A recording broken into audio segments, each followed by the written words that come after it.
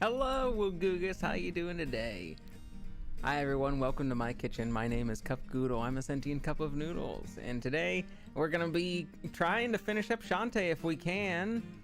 We are in the end game section of Shantae, and we're going to see if we can try to clean up 100% it on the items and pickups and everything that we can try to unlock before going to the last bosses.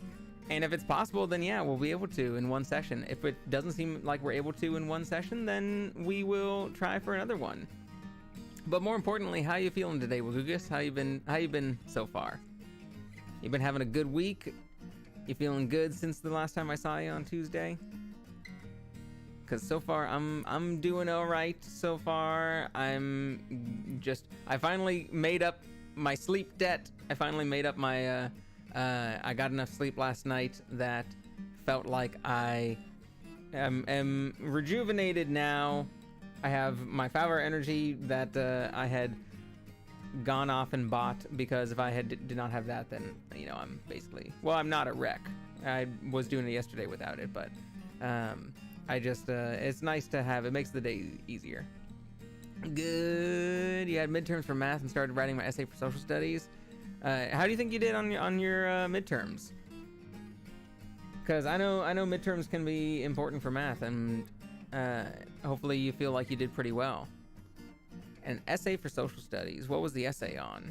Was the topic for social studies that you had to write an essay on? I kind of like, I think if like, I like social studies classes, but sometimes it's hard to tell how important they are unless the teacher does a really good job of figuring out, of relaying to the students how important they seem to be. The essay is about how did Islam spread quickly? Oh, well, that's a good one. Since, yeah, it is a very, very quickly spreading religion. And that is a very important like thing to know, not only in history, but also in modern times. It's kind of good to, relevant to the world as is. So that's a good essay topic. The midterms felt very easy, but was time consuming. Well, as easy is good to hear. And you know what? Time consuming, that was always the thing that got me. Like in math classes, not really so much math classes, but especially English classes, writing classes, reading classes. I would always know the subjects well, or I would be able to do the subjects well, essays and tests and things, but the timing was what really got me. I am a very slow writer. I'm a very slow reader. I'm a very slow, methodical type of person. I don't really do quick drafts or quick doodles or things. I go very like, I kind of try to make sure that the first thing that I do is right and not go through a whole bunch of drafts of stuff. And so I'm very, very slow and methodical on everything. I'm very good on stuff, but I'm very slow. And often I would not be able to complete, if there was a timed test or a timed essay in school, especially a reading or a writing test, I would not be able to finish it in time. I would have a really good 3/4 of it done.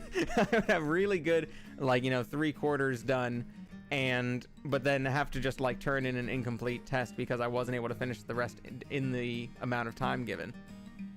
But that was also back when nowadays I don't know if most classes are still like this or if most tests are still like this. Nowadays, most students go through block periods and the classes are a little bit longer, where they might be spending an hour and a half in a class, and they're not going to be doing it every single day. And when I was in school, we were still on periods. We were still doing 6 or 7 periods throughout the day, and each period would only be like an hour long. And so we might have had less time for tests in the past than students do now, if it's all based on the amount of class time and if students are spending longer than an hour in class. But I don't know if students are actually spending longer than an hour in class all the time. How long are your classes, Wukugas? Are they an hour, or are they an hour and a half, or something longer than that? Because I know most schools have switched over to block period schedule. Here in America, at least.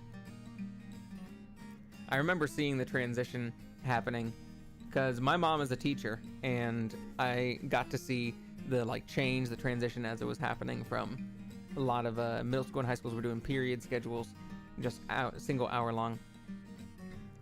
Time blocks, you mean? Whatever you call them, because different schools might call them different things, but generally blocks is the word that they use for it. So block schedule, time blocks, class blocks, just blocks in general. Specifically the schedule where you don't go to every class every day. You go to this class you go on Monday, Wednesday, Friday, or Monday, Wednesday, Thursday. And this class you go to on Tuesday and Friday. And but I'm curious how long those classes are. If they are an hour long, if they are an hour and a half, if they're 2 hours long, and if they are a different amount of times, this class is an hour long and I go 3 times a week. This class is an hour and a half long and I go twice a week. I'm curious what the class length schedule is, because it used to be very uniform. It used to be some schools did block schedule like that. Some schools did periods where you ain't in high school just yet, only 40 minutes long. That's actually much shorter than even when I was in junior high. Then it was everything was an hour. Everything was very uniform, 1 hour long classes, both in middle school, both in high school. Everything was just you have 7 periods throughout the day, and you just have a 1 hour class, every single class every single day. and you just have those 7 classes every single day, and you get like an hour for lunch with some like 15-minute breaks in between every once or twice per day. And so everything was very, very uniform. And then my mom, who's a teacher, she was also teaching that stuff as well. She was like teaching, she was getting used to, she had several classes that she had to be there for every single day. And then then what became standard in America was the block schedule, where you don't go every single day to every single class. It's more offset. And I think it ended up that way for junior high as well, as like not just high school, but junior high and high school, they both got this shift. And now because of that, like it's she has a class like this class on this day, this class on a different day, and it's at different times throughout the days, not always the same time. And so it's hard for me to always remember what her schedule is like anymore. I used to always know like, oh, she had class this time, she had class this time, but now it's a little more difficult to remember. But let's get into our Shantae game. We're exploring around right now. We are exploring around and we are trying to complete the item acquisition. We're trying to finish up, like, getting all of the items throughout the game. Sorry, I'm making tea for me, Mom. Making tea for me, Mom. That's perfectly fine. Your mom probably deserves some tea. Not iPad. We want Elgato. Where's Elgato? There's Elgato. And the border 12. There we are. All right. So far I'm about halfway around. The intro is a little bit louder, so let me turn it down for the intro. There we go. Rising down, down, down, I'd rather play. Down, down, down, down, down, You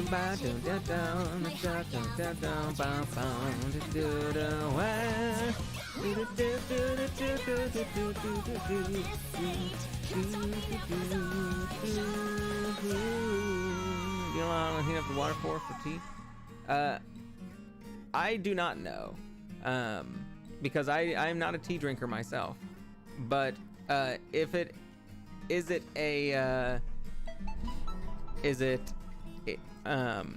in a microwave? Is it in a tea kettle?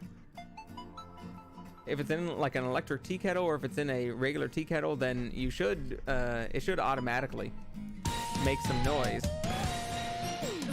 Using the microwave, I do not know, unfortunately.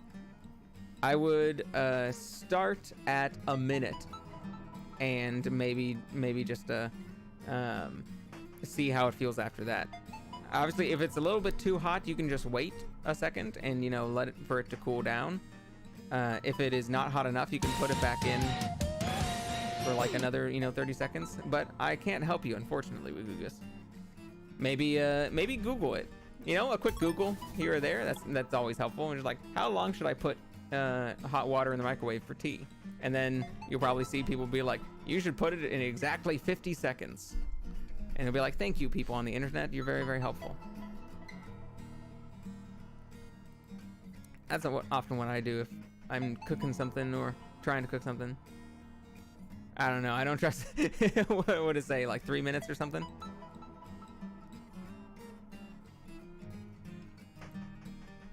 So I tell you what, because you do want it like, pretty hot and steamy.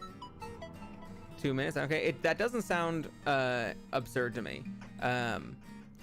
Like, you do want it pretty hot and steamy, and water takes a surprisingly long time to like boil in the microwave. So that doesn't sound too out of line, but maybe if you're worried about it, you start at a little bit lower and then stir it a little bit and then put it back. You could do it for a minute at a time and then put it back in. You could do it for like a minute and a half to get a little bit less, and then do a little bit extra after that. It's always better to go less than you think rather than more than you think, you know, in the microwave. Because if you go more than you think, then you're blowing everything up. But if you go less than you think, you can always put it back in.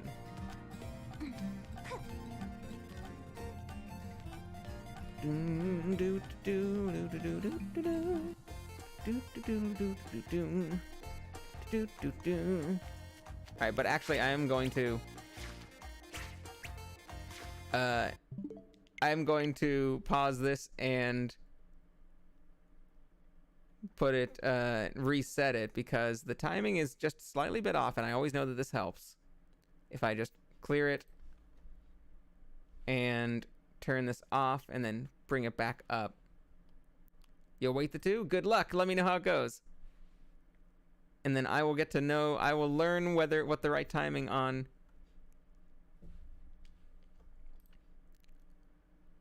stuff is.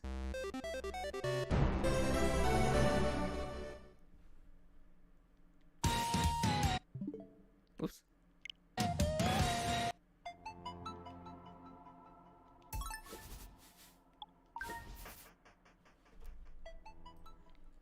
All right, this should be looking all better now.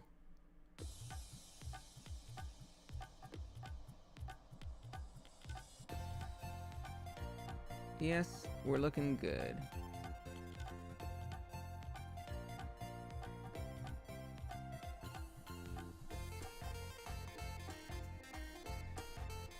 Okay.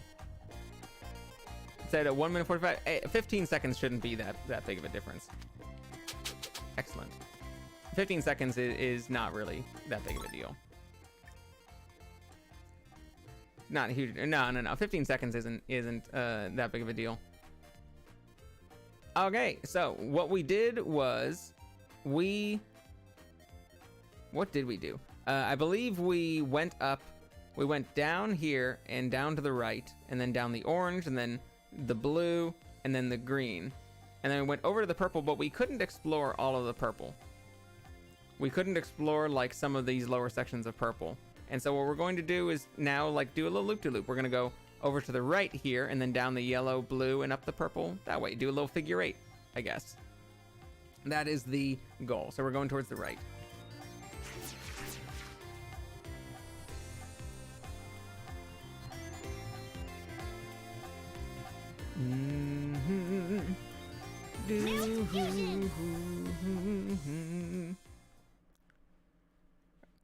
And the whole goal for this first part is simply to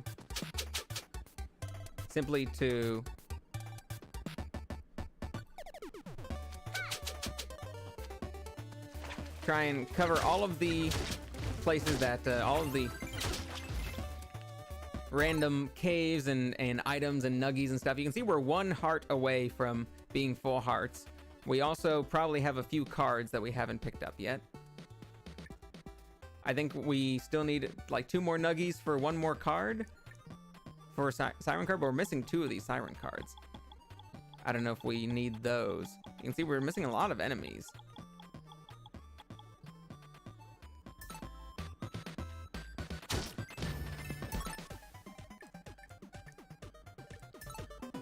What was I doing? I was doing something. I was checking something. No? Oh well.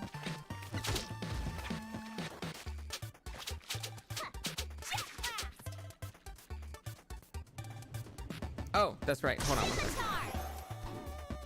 We need to check this girl. She scans. There's a thing there. And there's more things.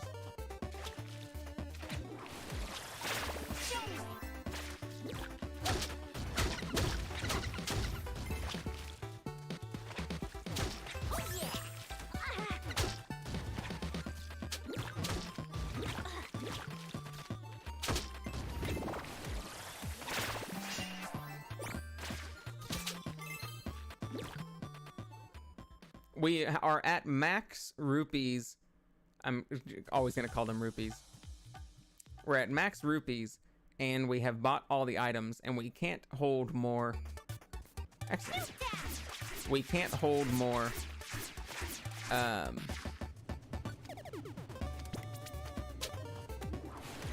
like potions and stuff. And so we're literally maxed out on items and money. What did that do?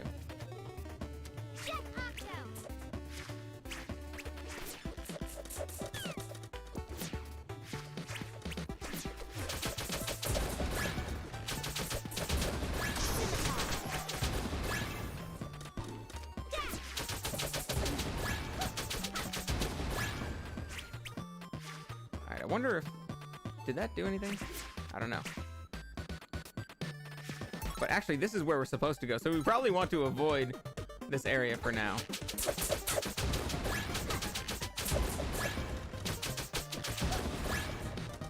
But there is some sort of secret.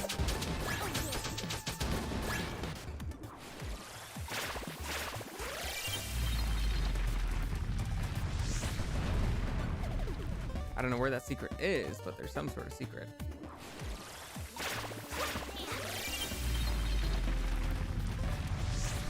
There it is.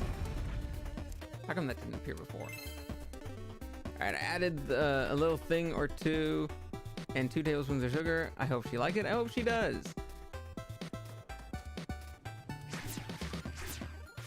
Did you check how she prefers her tea before making it, or is this a surprise?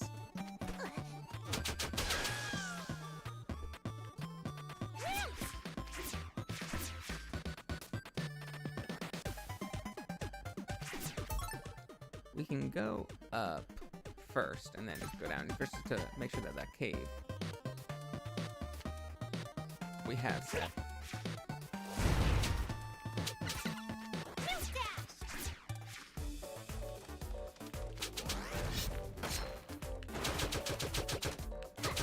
Damn, he took out 3 1/4 hearts just by touching him.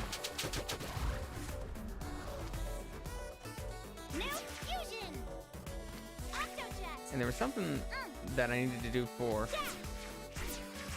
Wow, this is such a good soundtrack.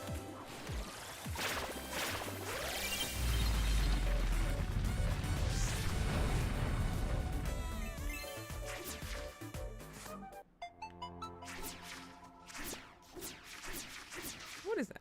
A little thingy, but I can hop up here now. Whee! Wow.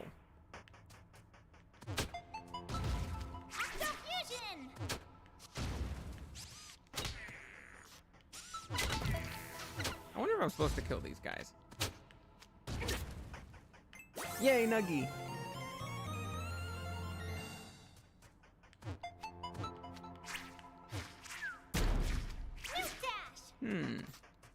She likes it? Oh, that's wonderful. I'm glad she likes it.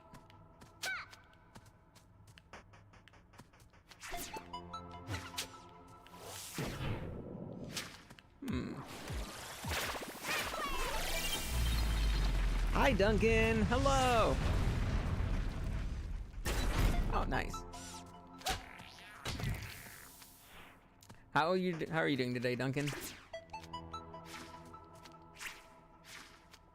Right now, we are finishing up Shantae and the Seven Sirens.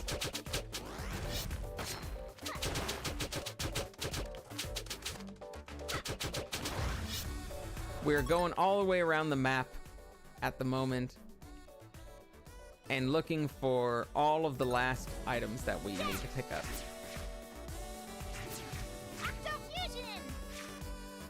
That is, and then when we're done, we can go up to where those little flashing, blinking spots are and finish the game. We're pretty close to the ending.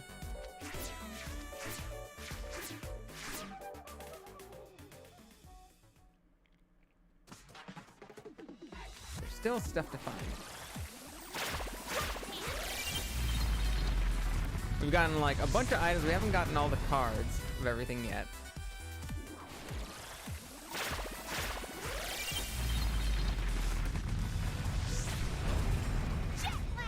Is that a thing? Was there a thing there? Your stepfather is trying to teach me a ton of things right now. Wants me to become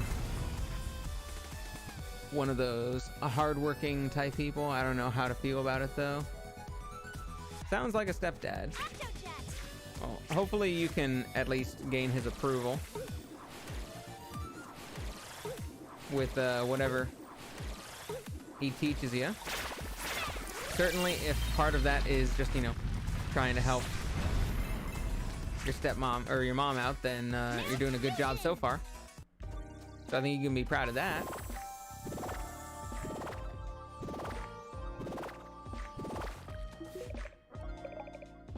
Jasmine, here's one. My dear Alan, please come and pick up your box of stuff. Otherwise, I'll be forced to toss it in the trash. Oh, that's a spicy one. Still one more. Nope, nothing else. All right.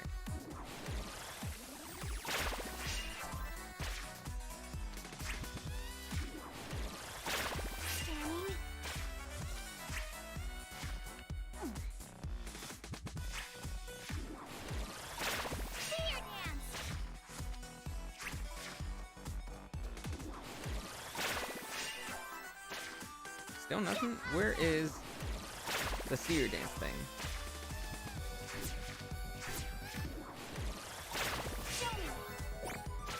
There. Alright. We finally got everything. I'm like his go-to guy other than my older brother. And probably likes having people to help him out with stuff. Oh, there's still one? Dang it. Where is it?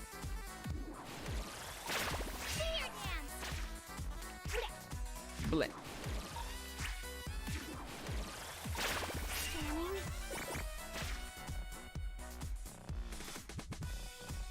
You regret putting those?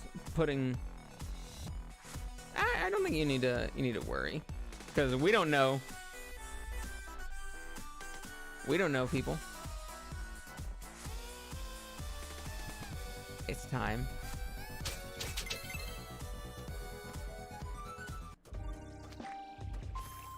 No, just don't. Just what? What's going on now?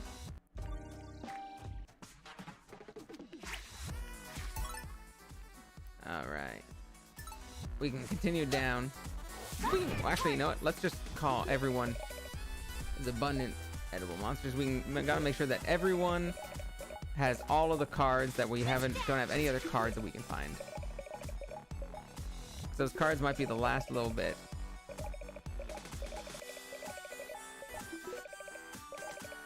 $300 gems. I don't need it. I have all the gems in the world.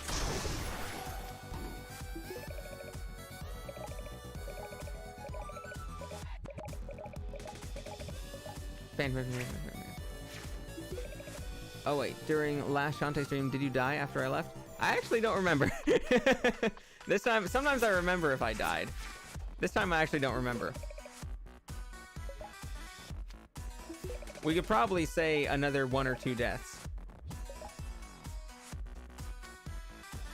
And it would probably be pretty accurate to say 1 or 2 deaths. No, I know. I'm sorry. I don't have it off the top of my head.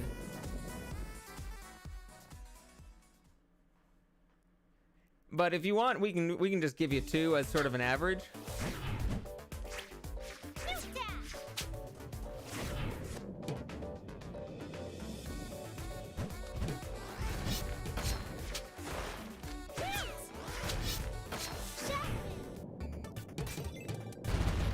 Doesn't feel good to just take an average.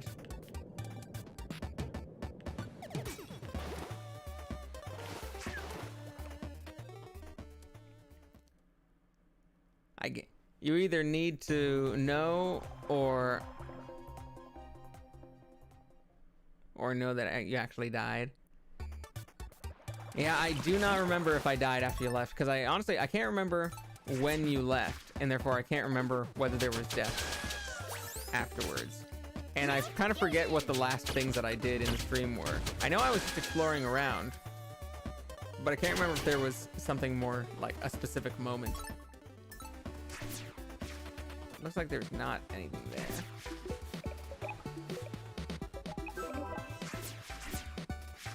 I think all of the heart squids I was able to find.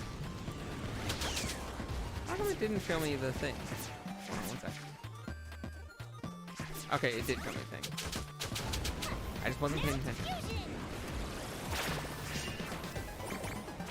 Man, the best the best thing in this game is to refill the magic meter slowly, because magic is so much more important in this game than any other game.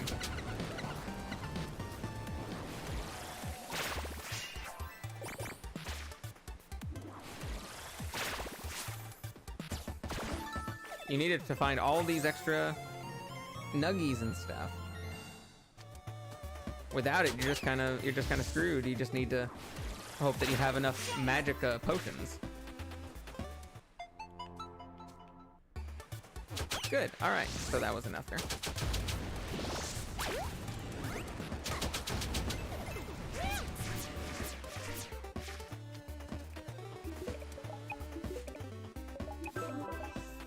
And we're going to the right. We're going, well, I guess I can go anywhere down to the yellow. So wherever is easiest.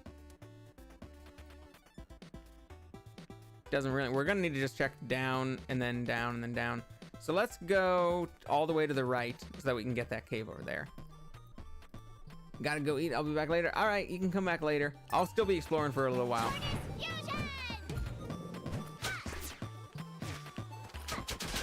I'm definitely gonna be, like the next hour at least, I feel like is going to be exploration.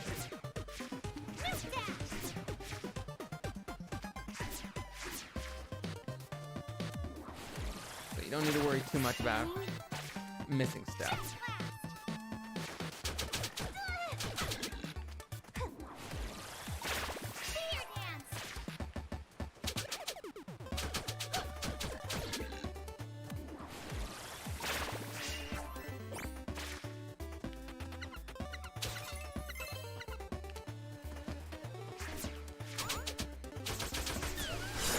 Wrong direction.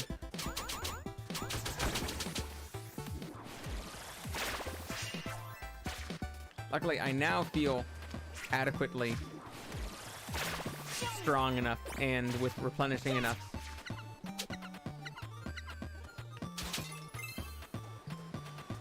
With replenishing enough like resources that I actually feel pretty capable of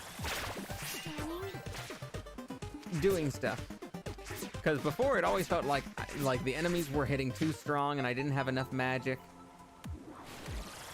But now that I have replenishing magic, like infinite items on stuff, or like because I just have enough monies, we're looking good.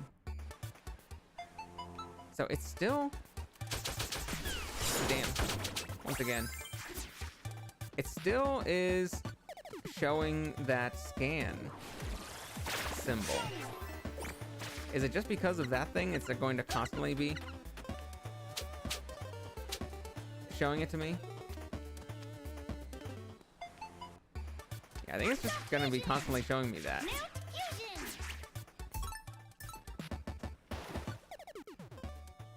Which is fine. Like, I don't think that there's anything else that we need to worry about in that level. But we need to, okay, we'll remember that level in case I get like 99% and have no idea where else something was. We just go right there back to that one scan area. Nothing else there. I do like the little icons that appear are very helpful to just let us know if, because otherwise, like in a Metroid game, Metroidvania game like this, like especially Metroids themselves, you might just be Sprockets! Sprockets, welcome back! It's great to see you. It's been a while. How you been, my friend? I hope that work and life has been going okay for you. Oh no. I'm gonna have to tell Wugus that I died.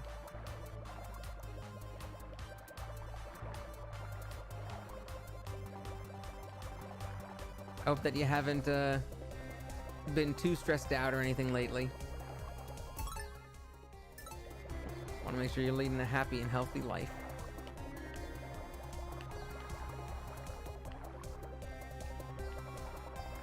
I think we're good. I don't think there's anything that I need to do back here.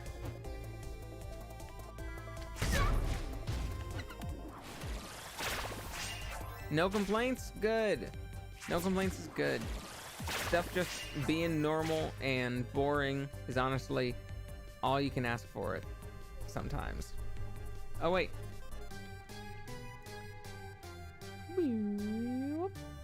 Pop. Rockets, I'm very happy. I've gotten so many new animations and things on the channel done. It's been not as productive as it could have been, but fairly productive, and I like that. It definitely seems like there's always some things that that I can be doing or have been doing. I just finished the background of the kitchen, the little stars falling. You can see the stars falling right there in the kitchen. That was always the first idea that I had for the nighttime kitchen, was to have those stars like animated. The next idea is to have a tree outside. I want a tree branch. I always imagined a tree branch outside of the window that would sway in the wind, and I want to add that behind the window of all of my kitchens. Maybe some moving light rays. That boss kitchen, isn't it a good kitchen? It's a really cool kitchen. I also want to add maybe some god rays, light rays coming down. Like once I get the tree branch like swaying, I kind of want to have some god rays that have like some shadows where you can see it between the leaves coming into the kitchen. That would be look really, really nice and look really, really warm. But that can be for a later time. For now, right now, we're just finishing up Shantae and the Seven Sirens. I'm exploring. I've unlocked pretty much all of the map except for those top blinking spots at the very top of the map. And that is just the end game up there. And right now I'm doing the Metroid thing where you go all the way around the entire map again, looking for any of the last items that you haven't picked up yet in order to try and 100% the game. And so I'm going down through the yellow, down around the blue, up through the purple, and then back to the center town. And we will be done exploring. And hopefully I'll have gotten 100% of everything at that point. Or if not 100%, then whatever I can before the end game.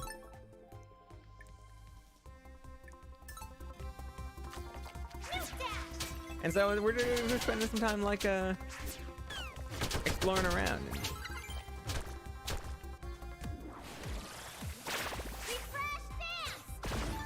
Nice. Let's see. Let's go to the left. I suppose. Well, we can go to the right, and then we'll go to the left again. Oh, actually, you know what? That wouldn't be too bad to do it this way. Yeah, let's go to the right, and then go back to the left.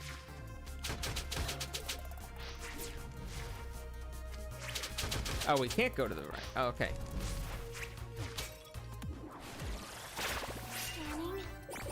We'll have to go there afterwards. So what you been up to lately, Sprockets? You just been working, or have you been doing any fun things entertainment-wise? Games or shows or anything?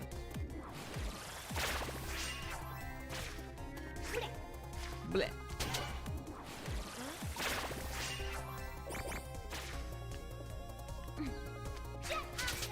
Me and my buddy have been playing Back for Blood, and we were watching some Akira Kurosawa movies earlier.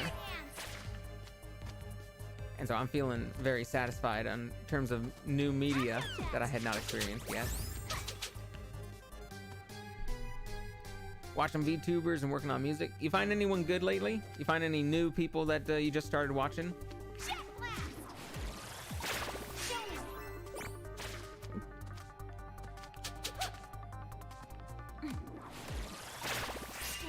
Even if they're not new, people that you were new to, and you decided to start out.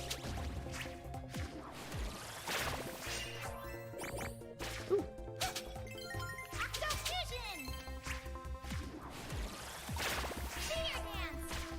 Mostly watch really small VTubers. Well, then that is the perfect opportunity to find new people that you've never seen before or never heard of before.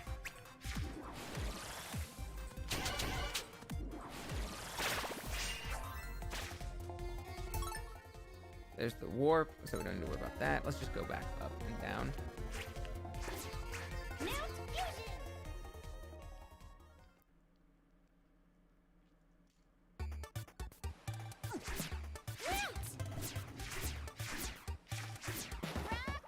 And now we can go down here. Anyway, now that I have started doing stuff on both Twitch and YouTube sprockets, I can definitely feel the difference between being a small streamer, like the difference in how it feels to be a small streamer on YouTube versus Twitch, and how much better it feels to be a small streamer on Twitch a lot of times. Just because there are so many more tools for small streamers for just interactivity and discoverability and building friends and communities. On YouTube, you're kind of on your own. You're kind of just trying to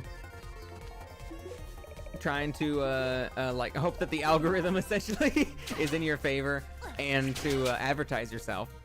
But since since Twitch has such helpful things like raids and shout outs and stuff, and just even before affiliate, just being able to get so many interactable things going on with the channel and the audience, it's so nice that you can feel like you are part of a bigger community than you might actually be a part of. On YouTube, it is very like controlled and calm from my side of the screen. Also, yeah. On YouTube, it's much calmer. It's much more chill. It's very controlled and calm. There's not as many things to do as a watcher, and there's also not as many things to do as a streamer. And there aren't really ways to like shout out or raid, or I think they were like testing a raid feature, but like I haven't seen it. I haven't seen it actually in use, and it definitely feels more like I kind of like it in a lot of ways if I want to, because I want a feeling of like control of my stream, like I probably won't on Twitch. Like I'm already deciding not to be an affiliate for my channel, even though I can sign up for it. But I'm also probably not going to do some things like really, I'm not going to do things like jump scare sounds, or I'm not going to use tits, the like Twitch integrated throwing system where you can throw objects at people, even though audiences really like those things, because I don't really want interruptions in my stream. One of the reasons why I like YouTube is because I can kind of just sort of control like what I do during stream. I can kind of control the pacing and what I am talking about. And with a whole bunch of sound redeems, I worry that I'm going to be like, I'm so easily sidetracked. I'm worried that it's going to just become even worse of me getting sidetracked and just like losing focus and having to do a whole bunch of other stuff. I'm going to do other things. I'm going to do like voice redeems where I can do voices that people request.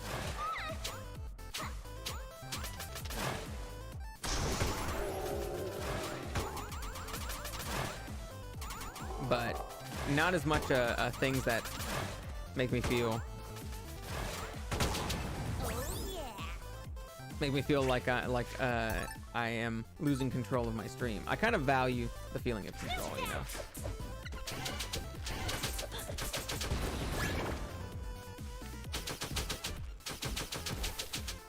There we go. All right, I need to fucking refresh. But yeah, I kind of like the mix of it, because the bad thing about Twitch is obviously the lack of really useful archiving. Like you can make clips really easily, and the clip features on Twitch are, I think, better than the clip features on YouTube. Having storms with a high chance of tornadoes. Oh my god. I hope that the tornadoes stay a chance and not a reality.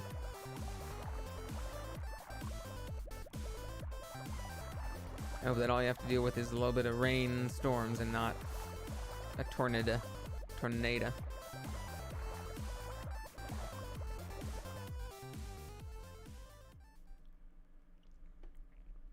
But yeah, one of the things that I've started doing on Twitch was, any good moments that I can remember pretty awesome. Love that terrible weather. So any of those moments that I remember just like, oh, there was a funny moment from this one Twitch stream, I will make a clip of it, because since clips can like last forever on there, at least I think, or at least a highlight lasts forever. A clip doesn't, but I'll make a highlight of it, and then I can later download it and compile all of it. It's like pretty easy just to download and compile all of those into a like compilation. And so that's one thing that I'm excited about. It seems like it'll be easier to make clips as opposed to a YouTube video that the clipping on YouTube is not good or ideal. And I kind of need to like actually download the entire stream, edit it out, and then re-upload it.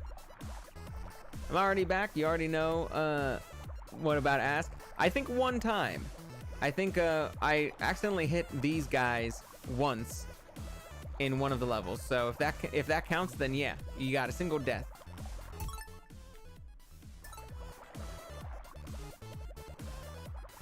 I think I've already handled all these things.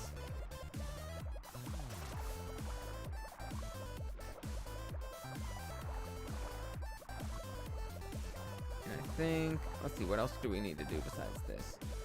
There's down here. I've already done this one. I think I've gotten this maze stuff all taken care of. He consumed Shantae's liver.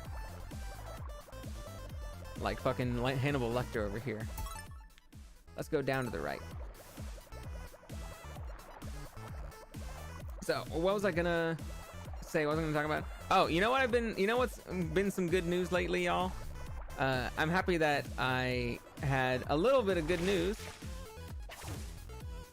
from work.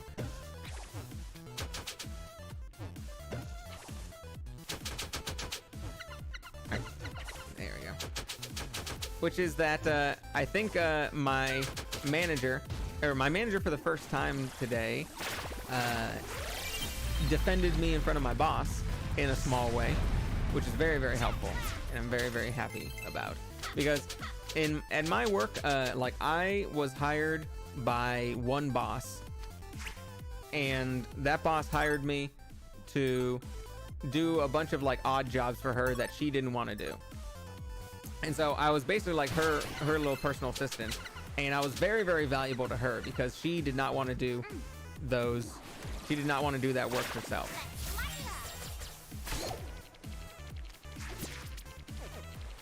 She had a lower boss, like a manager level boss, that you know, was kind of equal. Oh, there you go. We'll give us another one. Like that old boss was sort of the mid-level boss, and I had one underneath her, another boss like underneath her, and another boss over her. So you can imagine like a big boss and a manager, a big boss above and a manager below. Shit, and another one. Unfortunately, that first boss got transferred. The boss that actually hired me got transferred.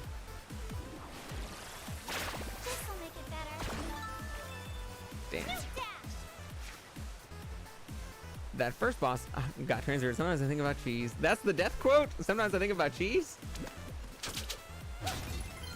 What kind of weird death quote is that?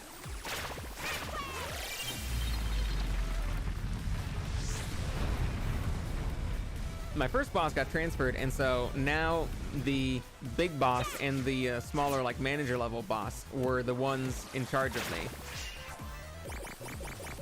And they both, my old boss like didn't care if I worked the total number of hours each week that I was hired for.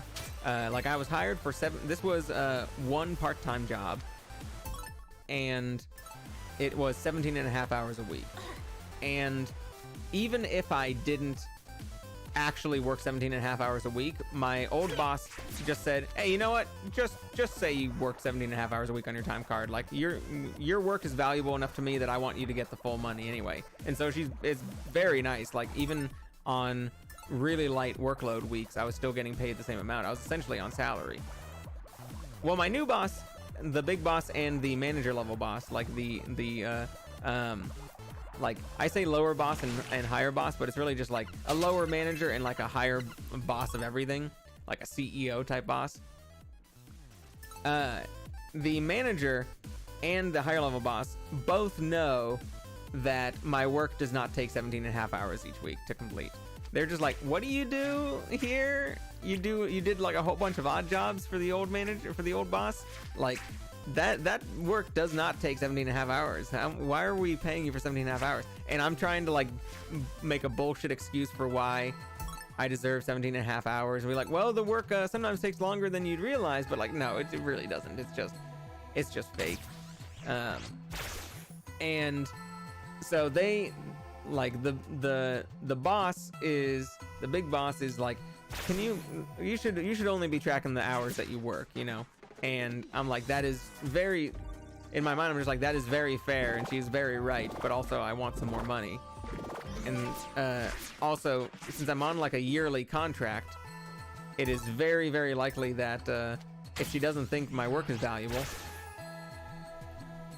trying to do right now. Is that another death quote? Or is that just an actual question about about the stream? That's a question. So I'm exploring around the entire map to try to get every last item that I can, in case I have not found some items.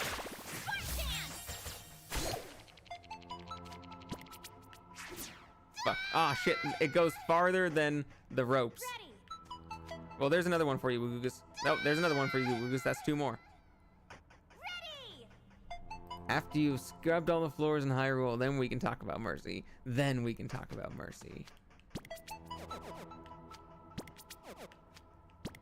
But, what I was really afraid of is that since I'm on a yearly contract, I was really worried that my higher boss was just not going to renew me next year. That I kind of like, I have until like October-ish, November-ish, and of this year, and then that's kind of the end of my work. And I would have to say goodbye to this very nice job that I've enjoyed, because my bigger boss is just like, I mean, we don't need you.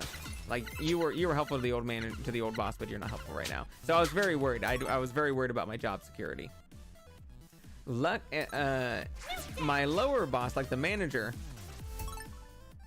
I know she likes me. Like she likes me as a person, but she also realized that, hey, you're not doing that much work. And so but she was offering more work. Like she was offering to give me more work to do in order to fill in my hours each week, and I took it, you know? Like I was like, all right, like give me whatever you got, and I will try to complete it. And for a couple of weeks I was not feeling like I was doing a good job. Like it felt like she was giving me work and I was doing a bad job at it, and you know, disappointing her and just going like, well shit, then I'm not making a good impression. She's not going to want to give me more work, or even if I do this work, she's still going to think like I'm not really worth it. And what I need is for that manager to really come to my side and like think that I'm valuable, because she's the one who can convince the bigger boss to rehire me. In the last week or two, like maybe for the last week or two, it's actually for the first time felt like I've done a good job.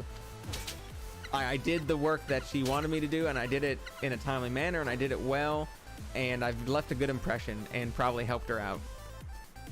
And today, just randomly, you know, my big boss came into my manager meeting today, and once again sort of was asking like, so you've been like logging this number of hours each week, and like, is this accurate? Like she's trying to find a way to catch me on the fact that I don't work as many hours as I say, but she has no proof. She has no proof yet that like I've been lying about it, but she's trying to catch me on it. And so she's just constantly just checking in, or just like every once in a while just checking in. She'll be like, so you've worked this number of hours? Are you sure that this is accurate? And today, my manager like defended me. And she was just like, yeah, you know what? I've actually been giving him some odd jobs here or there, just some like, you know, one-off work to fill in time. So, you know, he's been doing some work. And it was just that light little bit of like, yeah, he's actually been doing some work. I tell you what, it isn't the 17 and a half hours still, but like I am doing work for her, and I am being valuable to her right now, to my manager. And she said that to the big boss, and that gave enough for the big boss to go like, okay, all right. You know, like I have reasonable doubt at the moment where that was very important to me, to get that little defending from my manager, because she is essentially the only one who can convince the bigger boss that I'm worth keeping. And today was the first time that she did, and I want to keep that up. I want to make sure that I stay very valuable to that manager. And so I'm gonna keep on like doing more stuff for her, whatever she needs me to, and hopefully keep on doing a good job, so that by the end of the year, like what I need to be is not just helpful but essential. I need her to like be worried about me leaving, that if I left, that if I wasn't like brought back, that it would actually hurt the team, you know, that it would actually be inconvenient for her and for everyone, because I do enough that she wouldn't want me to be gone. So that's the goal. That's the goal, is by the end of the year to become essential and helpful enough that like it would be an inconvenience not to hire me again. And if I can get that, then I have job security. I have gotten, yay, to a good point right now where if I don't fuck up, then the manager seems to be on my side. I just need to get a little bit more than this.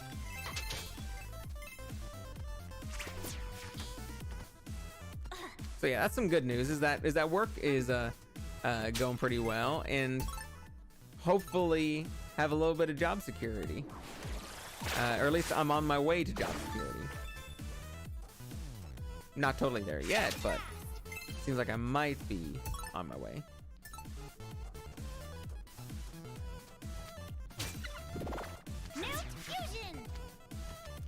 This is a very nice job, and I want to keep it.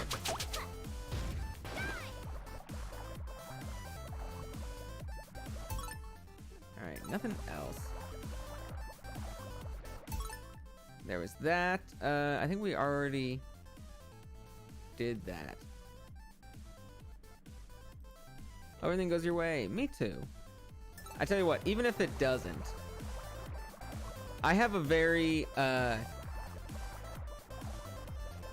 like my attitude towards good things happening and bad things happening, it really feels like, and I don't think this is true for everyone. I don't think that there is any sort of like higher karmic power controlling like any sort of, you know, thing in the universe. But for my life, at least, it really feels like the universe wants my life to stay at a very consistent, even level of luck and bad luck, of like blessings and curses for my entire life. That like I live a very blessed life in a lot of ways, but I'm not allowed other things in life that other people like regularly get, where some things are just locked off for me in life, and if anything goes like too good, then it will end very soon. And if anything goes too bad, then there will be some good news, a good change like on the horizon. And like it always wants to even everything out to keep me at a very consistent level of blessings and curses. And it absolutely feels like that's been the case for like 20 years now, for like 15 to 20 years now. And every time something really good happens, it is probably not going to last. And if it does last, then it's going to like mellow out, or there's going to be something else that I have to deal with that sort of evens it out. If something bad happens, then often something good will come of it, or it will like another good thing will happen and it sort of evens out, and where neither of them are really lasting. And then Ash, hi Ash, how you doing today? Hey Ash, hey, how you doing on this fine day? This is a different key than I normally sing. It's a little bit lower, and we are going around the Shantae world right now, talking about jobs and stuff. None of that. That was all just basically me having a conversation, not actually trying to sing. But hi, Ash.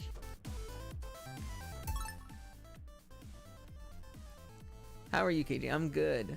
I'm doing good. I was just telling everyone about how I'm feeling very happy about my job right now, because I was worried about job security. I was worried that my bosses were going to fire me next year, and I'm still worried about that. I'm still worried about that because I still have not totally made myself invaluable. But my manager defended me to my boss today, saying like, oh yeah, he actually has done work. And that felt very good, because that I think means that I am on a path to my manager wanting to keep me there next year. And so I'm happy about that. And then I was talking about how it feels like in my life, and Ash, I feel like I might have mentioned this to Sprockets once before. You gotta clean up. I was asking, okay, we'll do this. I feel like I've mentioned this to Sprockets once before, but I definitely have not talked about it to some of you newer folks, about how my life feels like it is constantly balancing itself out in terms of good and bad. And I think I can just go up from here. And how if something really good happens, then it will either something bad will happen of sort of equal amount to make my life. If something's like, oh, this is like my life feels great right now, then there will be something bad that happens to be like, this is awful, this is absolutely terrible, and then I'll go like, oh, huh. Like that happened right after this other good news, where it seems like everything is just sort of trying to match itself. Not because I got fired, but because that's good news. I'm literally looking for another job after dinner, but because it sucked. Well, then I hope absolutely just quit and find something else. I am a big proponent of quitting jobs that suck and finding a different one.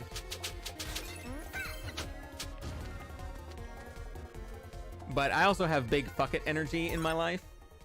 I'm big, just like, oh, don't like it? Well, then fuck it. And that's not always the most helpful attitude to have. But one of the things that, like, if there is bad news, there will end up evening out or leading to a good thing in the end. If there's good news, then it won't last very long, or I'll also get some bad news to compensate. And so that has given me an attitude of like, enjoy things while they last and don't expect much from them, which I feel like is really useful as a defense mechanism. It's a really useful attitude to take when it depends. If really good things happen, enjoy them while they last and expect them to be fickle. Expect them not to last forever. Just like enjoy your time with it, appreciate your time with it, because it's very possible it could just end tomorrow. And that also, like, it doesn't make me too sad or surprised if it ends, because then it's just like, oh, this really good thing ended. I mean, yeah, like, you know, you're kind of expecting it, like, you know, everything was coming to an end, and it was good. It couldn't last forever. And so things like, oh, this really good job that I have is a really good job. And then the reason why sometimes I stop playing right now, just to mention why I'm no longer moving Shantae, sometimes when I get really into conversation, I put the controller down and I start talking with my hands. I put the controller down on my lap and I sort of start gesticulating and talking with my hands, as if you guys can hear me, or as if you guys can see me. and that's what's happening right now. The controller is down. I'm like gesturing with my hands a whole bunch because I'm getting into the conversation. And so this really good job is an example of like, if I only had this job for 1 year or 2 years, I'm in my second year right now. If I only had this job for 2 years and then my boss did not want to bring me back for a third year, that would be unfortunate news, but the job was already a really big lucky find to begin with. Like, I wasn't expecting to get a job this good, and it's a really lucky find. And so that was all like, hey, that was really good news. It's not gonna last. Like, I got it. The universe wants me to go back to even. It always wants me to go back to even. If I had this job for a sustained, like more than 5 years, I will be surprised. And I'll also be a little worried because maybe that means there's some other bad stuff that has happened to allow for that good luck to continue. And so it's very like, you know, hey, you know what? Enjoy it while it lasts, because you know what, and don't be too angry if it ends, because what did you expect? It was a really lucky thing. You can't expect to stay that lucky forever. So yeah,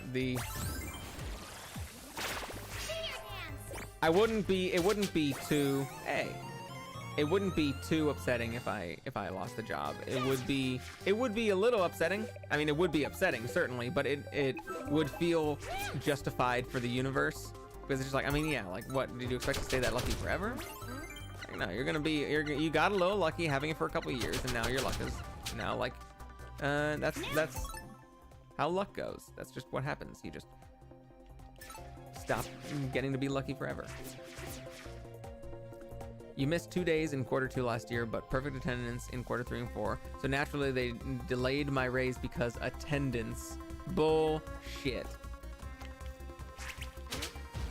Bullshit.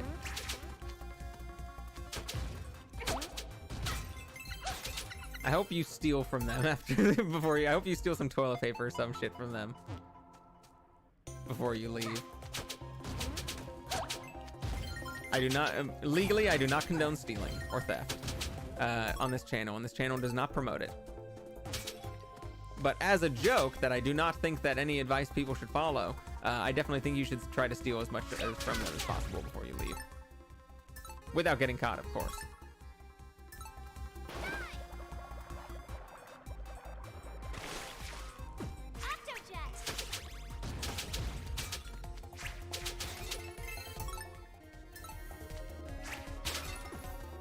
Also, I hope that you find one that works with your stream schedule. I hope that you find one that is enjoyable.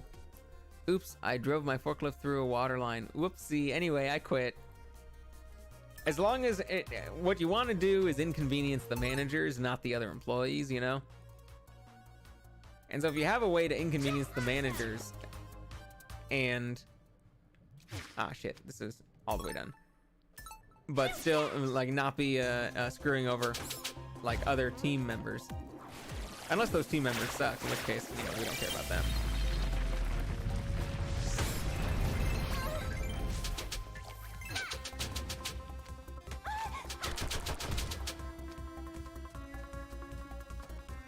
Alright, was that all the things there? Yep, that was all the things there.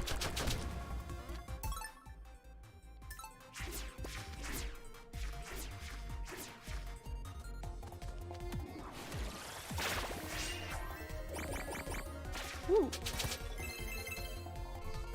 Quitting will inconvenience everyone, but that's because I'm trained on 6 jobs and they aren't. Well then, yeah, you don't need to worry about inconveniencing them. Most people only know 2 or 3. Honestly, that's a big enough reason to deserve a raise right there, is because you are invaluable to the team. Yeah, honestly, if you wanted to, you could threaten them. And just say, hey, you either give me a raise or I quit. And like, I do 6 things that everyone else only knows 2 or 3. Like, how long do you think it would take to train up someone else to do what I do?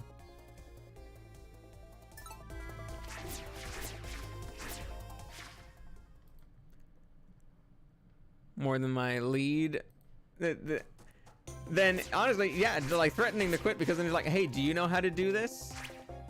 Or is this something that you're unfamiliar with as well? In which case, I am essential, you need me. But that's, of course, if you wanted to actually stay at the same job. If you wanted to leave the job because it's also just, like, a bad job and they don't respect you there, then, like, absolutely quit. But if it's all just about money, then you have probably some good bargaining power right now. You could even, like, you could even quit for a little while. You could even like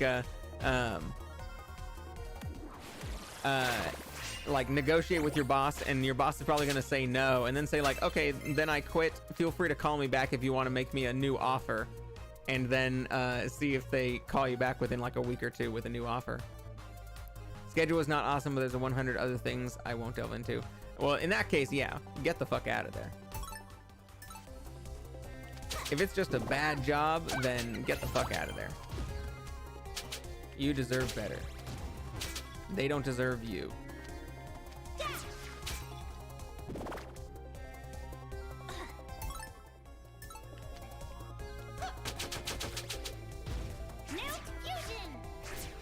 Alright, we can go down to the left.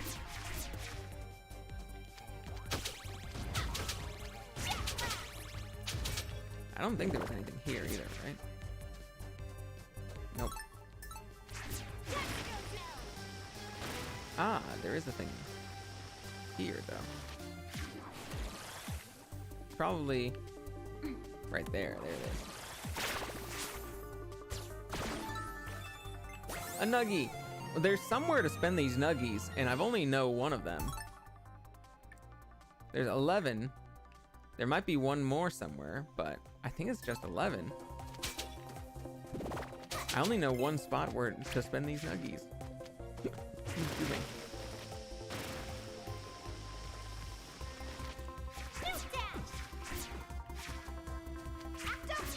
Yeah, right now, I am pretty satisfied with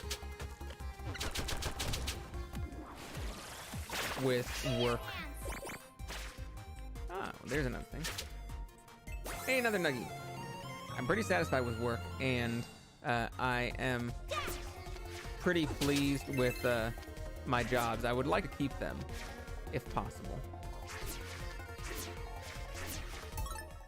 Where are we? We're here.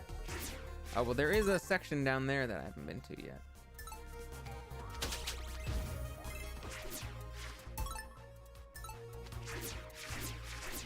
This is, yeah, we have them here.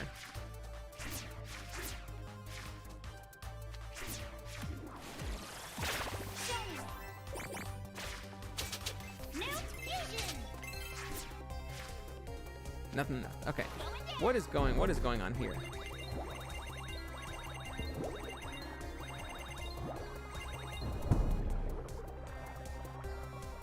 Is that it? I mean, they let me out again. Where am I going, though?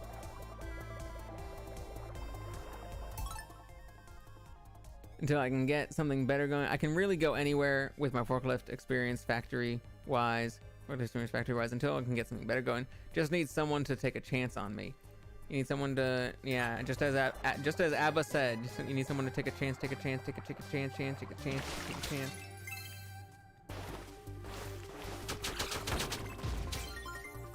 But yeah, pretty much, yeah, if you have forklift experience, then pretty much any factory is a factory you can end up going to. Where the fuck? Is there nothing here, literally? You're back? Congrats. Congrats on being back. Was there nothing in this dead-end room? Not even a nuggie? There was nothing in this dead-end room. What the fuck is this room even for?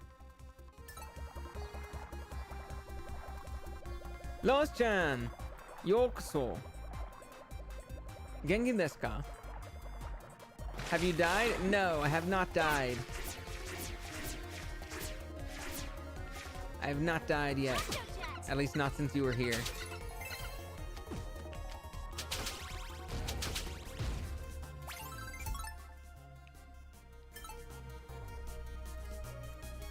Arm is so long. It is! So dayo.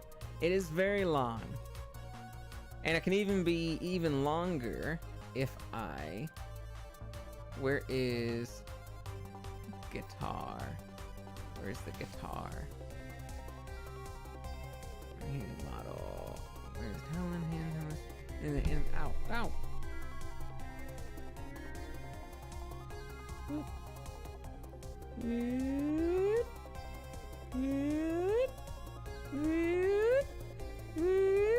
Yeah! Look at that long arm. Look at that long infinite arm. It can be as long as I want it to be. Good grief. It's as long as it needs to be.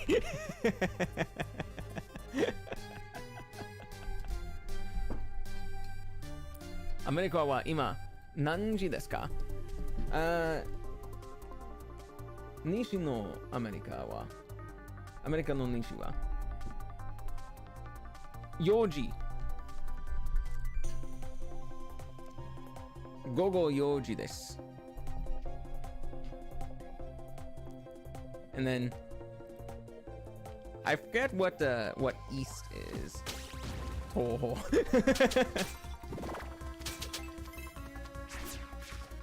西海岸は午後4時です。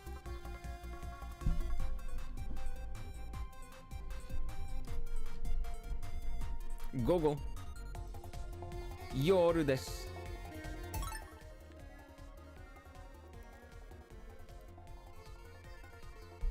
なるほど、なるほど。そうそうそ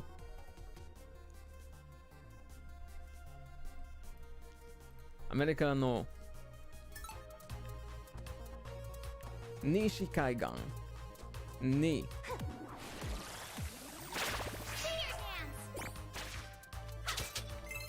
です。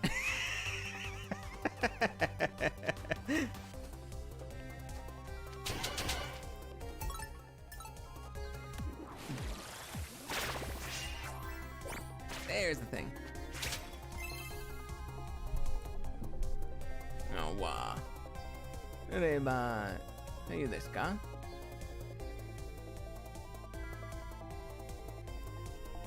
Oh, I actually need to translate this a little bit. I don't understand this fully. I need help with one of these kanji translations. Let's see. Hare. Hare. Hare ga oi desu ka? Hare ga oi desu ka? Ima. Hare ga nai yo. Kumo ga takusan. Kuma ippai. Kumo. Kumo. Kuma. Na Kuma じゃない Kumo.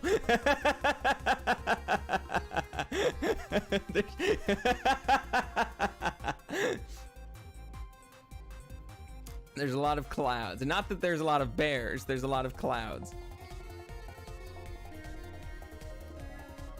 Kumo ga ippai yo. Kumo ga ippai yo. Kumo is spiders. Kumo. Clouds. I know that clouds and spiders sound similar, right? They're both 両方は Kumo だよね? Or is one of them Kumo and the other Kumo? I think they're both Kumo. 同じの発音ですか?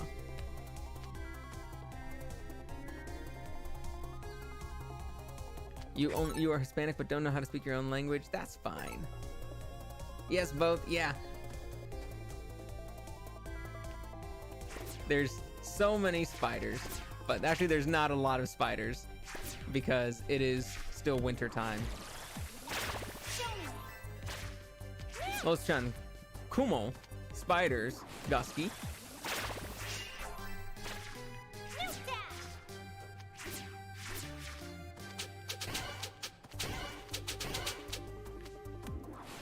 Mushi Kumo.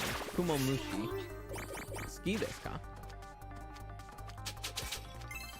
僕は雲が好き。雲が怖いよ。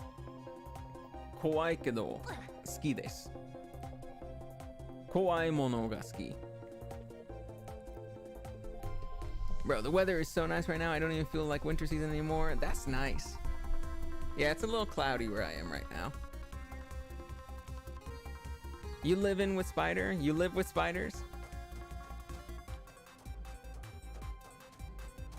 Right now, there's no spiders around here. Koko wa, or imi wa, koko ni kumo ga inai. Fuyu desu. Fuyu kara.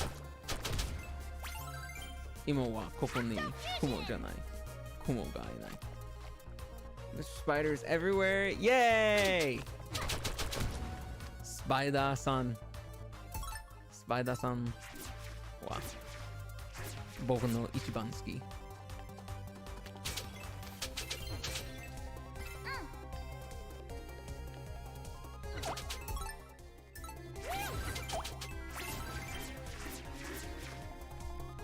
It's raining here. It's kind of nice and cool.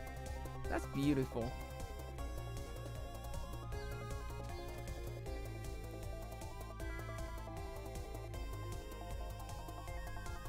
Windows open. Ah, oh.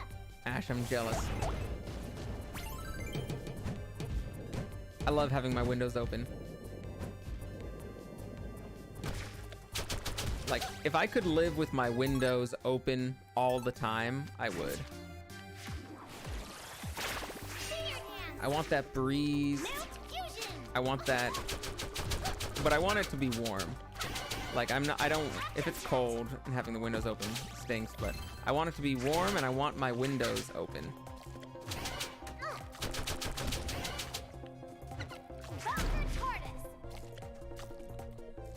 It's a Midwest till snow, 60 feet in like 3 days. The weather I love the best is when it's drizzling and a good temperature. I don't know what, but it's so good. I do, you know what? A light rain, a light drizzle is very nice. So, I went to school for a little bit in Colorado. Good luck. Thank you very much. Matta kuru ne. Good luck. Thank you so much. Matta ne. Gambaru yo.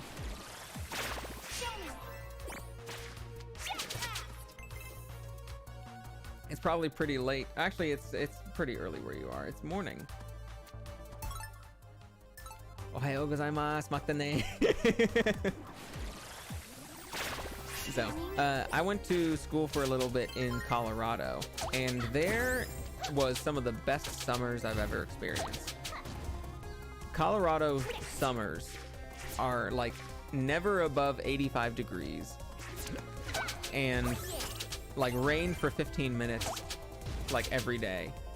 It'd often be like a little sun shower. And it was delightful. It was beautiful. And it wasn't humid or anything. And so it was like perfect weather for like 4 months. And I loved it. You know, I had to pick a place to like retire to that might end up being a good place. But the winter, or at least in the summer, the winters were of course very cold.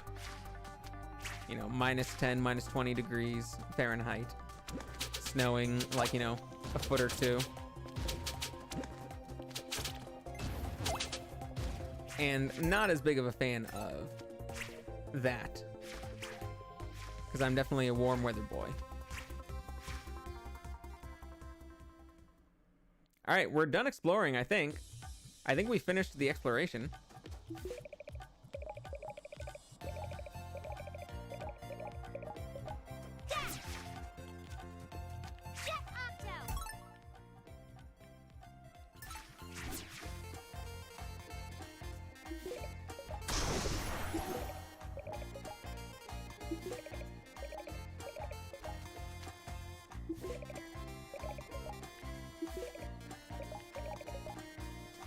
me see if there's anyone else that I have not yet checked who have cards. But I think I'm good. I just need to find out where the last cards are.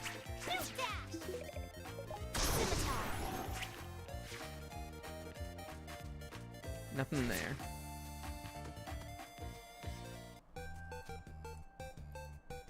I grew up in Tennessee. I missed the weather. Coldest it got was like 40 degrees Fahrenheit. It's still colder than I like it, but you know what? What can you do? Sometimes lower, but rarely freezing. In my opinion, I'm being extremely honest. I dislike VTubers. I'm one of those type people that think they are a disease, but when I first found you, you were different from all the others. Well, I appreciate the honesty. Disease is a very strong word.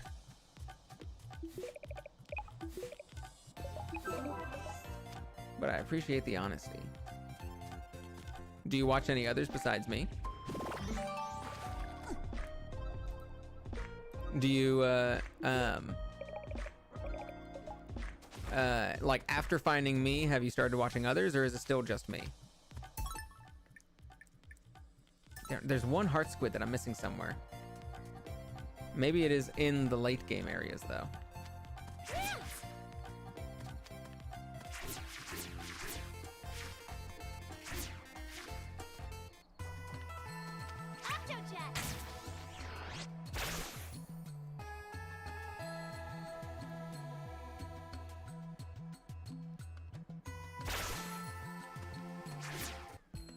Alright, where is the lady who was going to give us one last thing of... Oh, actually, I think it was the bath lady. I think the bath lady is the one who got a card for us. I'm not at all in the monster card fad, but yes, gimme. Sell it for 8 nuggies, yes. We got the Octo Siren card.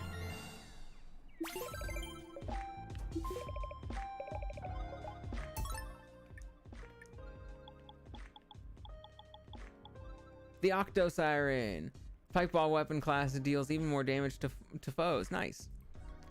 You actually have a difference from them. You actually make it a good time when I watch your streams. You're very funny and make me feel better about myself. Well, I hope that's true, and I'm glad that I do.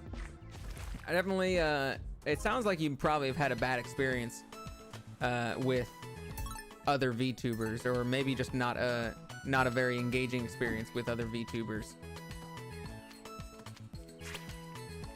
I don't know if maybe you've gone into their channels and tried to like engage with them, and maybe maybe they just weren't paying attention to you, or maybe other people in the community who were there have been less than friendly or less than ideal. I don't know exactly what previous experience has been like. Actually, maybe you can tell us what's the previous experience been like. Has it been people like VTubers themselves like not engaging well with you, like you try to engage with them and they don't, or has it been like their fans that don't?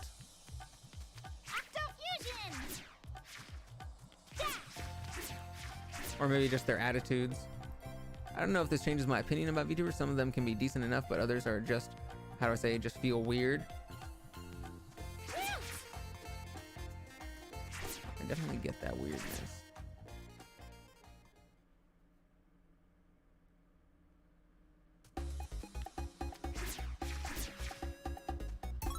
Now let's go here. Let's finally go all the way to the left.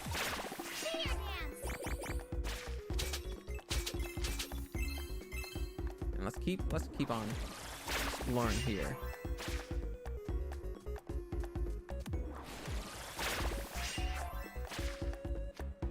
I can finally go this way.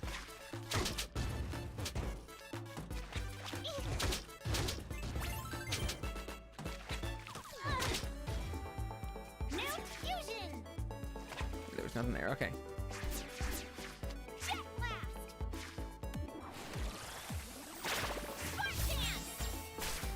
Boom.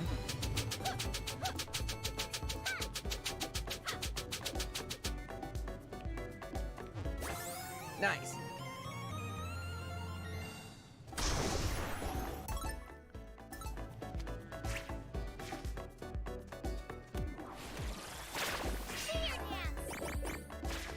there. Alright, there's one there.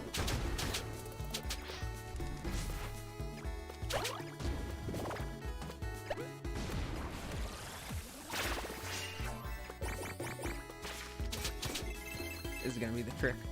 There's gonna be stuff here hidden in addition to the things.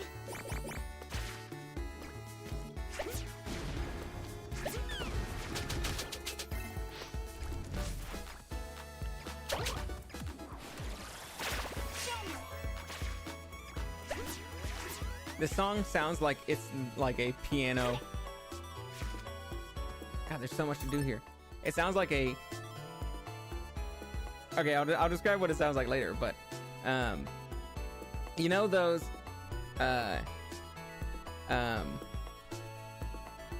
you're in the middle at this point and don't know to decide if I want to say oh, they aren't that terrible, I have a choice to leave my side and go there or stay here rebelling against them. So from the sounds of it, it's mostly been about how uncanny it is. Like, is that sort of a good guess that, like, seeing VTubers move and talk and interact with people has just sort of been off-putting? Like, not necessarily that they've been, like, mean or bad or, like, anyone's been, like, you know, bullying or standoffish, but it's just always just been, like, just this weirdness to it that's just, like, it's such a weird... It's weird to watch, it's weird to interact with them. It's weird to, like, there's just something wrong about it. There's just something off about it, you know? Am I, like, kind of guess, am I kind of, like, you know, guessing accurately with that? I'm the type of person that says stupid stuff. Others cannot accept what I say, and they kind of take it seriously, but you do, and you make it funny.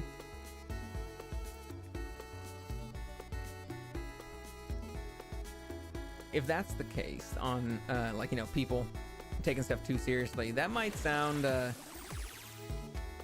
maybe not exclusive to VTubers, but just streamers in general. But let me know if I'm, like, you know, accurate on the, it just feels off, it just feels weird and uncanny portion of stuff. Because there, then, I've definitely seen that before and could talk about that. Hey, yo. Alright, what's up here? Alright, we're gonna get this. Get here. Oh, I don't even need to worry.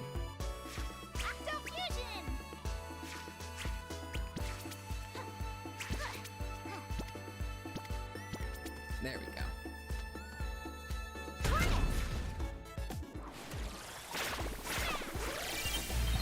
Say what you want to say. I won't be affected about what you say. I just want to know what you think about it. What I would say would probably be a little bit different depending on what your actual feelings are. And so, like, I can, like, talk about stuff related to VTubers, but none of it will be helpful. None of it will be helpful if it isn't, like, accurate to your feelings. And so, that's why I've been asking so many questions, because it's just like, oh, okay, is it because of this? Is it because of this? And then, like, what I would say might be a little different depending on, what the reality is.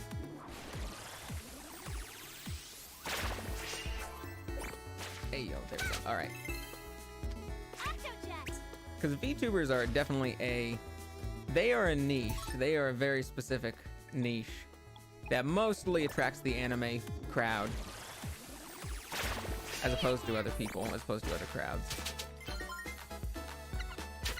But there are things that I absolutely love about VTubers, and there are things that I wish changed about VTubing and VTubing culture in general.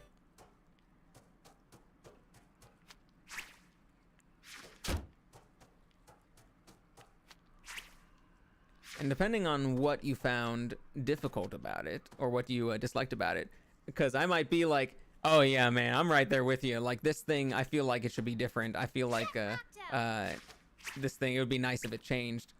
Or if it's on one of the things that I like about it, then I'll be like, oh, actually, let me say what I like about it, and maybe give you a different take on that.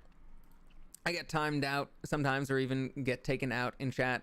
They refusing to speak about what I say, but it's just what I am, aren't I? Have you had that experience with other streamers too?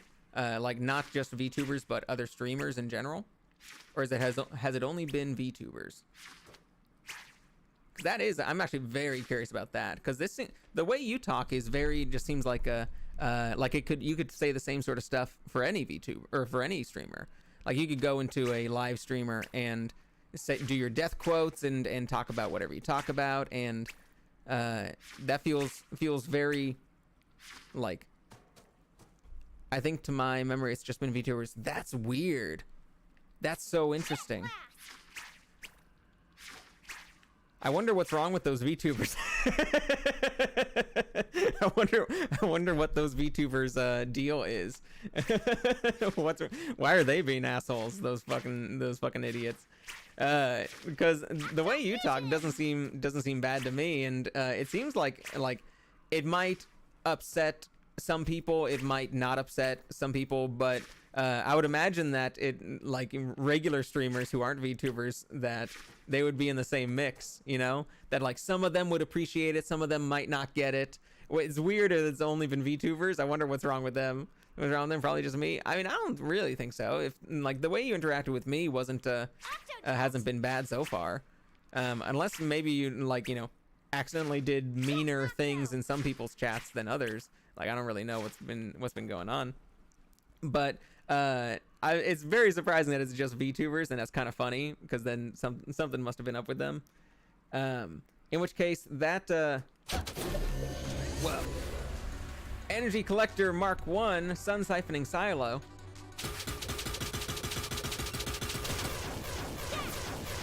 I'm in a sudden boss fight that I wasn't expecting.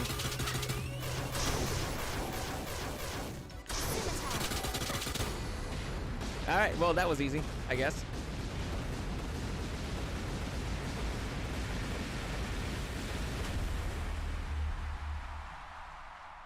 I wonder if it's gonna be like more difficult ones later on.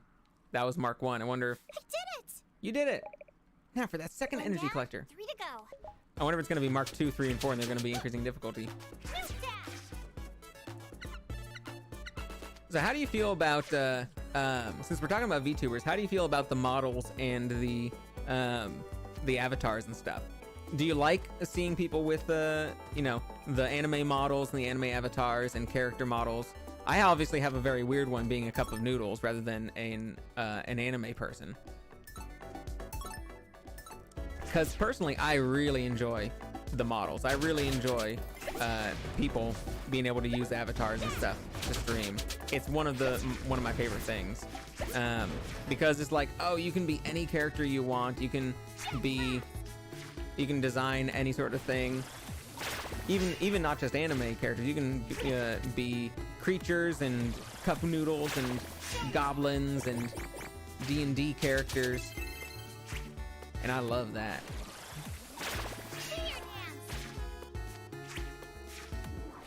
Alright, that might be the end of that part. Yep, that's the end of that part there.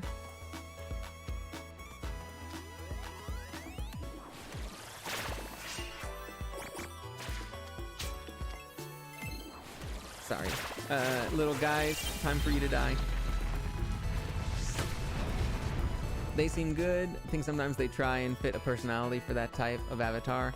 Like if they have a... oh, Heart Squid, hell yeah. That's the last Heart Squid. Could be a shapeshifter monster thing if you want. You could be pretty much anything. Acting away for the avatar to seem sort of way. Oh, I definitely... With goggles, of course. You always need goggles. Ash would know.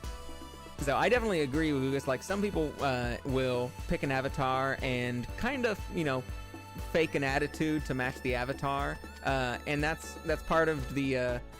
For some people, it's very fun to be able to be a VTuber because they get to act. It gets to be a role that they can play, and one of the things that I like about VTubing is that you could be like, I just act like myself. Like, I don't really, even though I have my character, like, with lore and I get to make fun noodle jokes and stuff, I'm basically just acting like myself. But if I didn't want to, like if I wanted to make a VTuber who was like a gangster and like a, you know, like a mobster, like a mafia guy, then I could make myself an avatar and just be like, hey, what the fuck are you talking about? And act like a totally different person. And I like that. I like that aspect that you can decide to stream as yourself, or you can decide to stream as a character.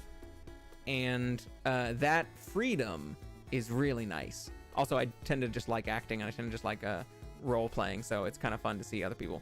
Now, whether those people are good at that acting or not is another question.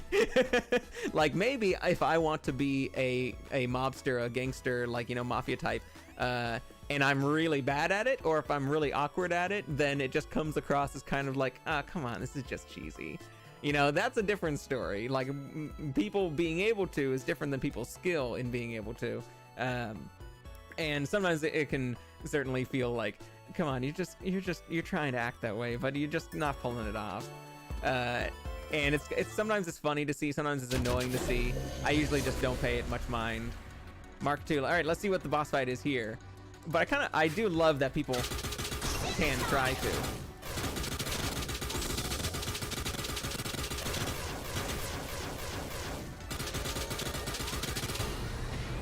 All right, well, we didn't give it much time to fight against us.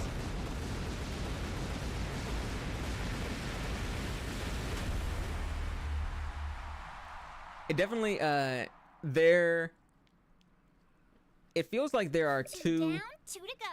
It feels like there are two camps of VTubers, to be honest. It feels like there is the camp that it bases itself on how, like, the first most popular VTubers did things, like the Hololive and Niji Sanji type of VTubers, who, like, even indie VTubers will sort of base how they act and how they interact with chat and what sort of streams they do, like, on their model. And then a lot of the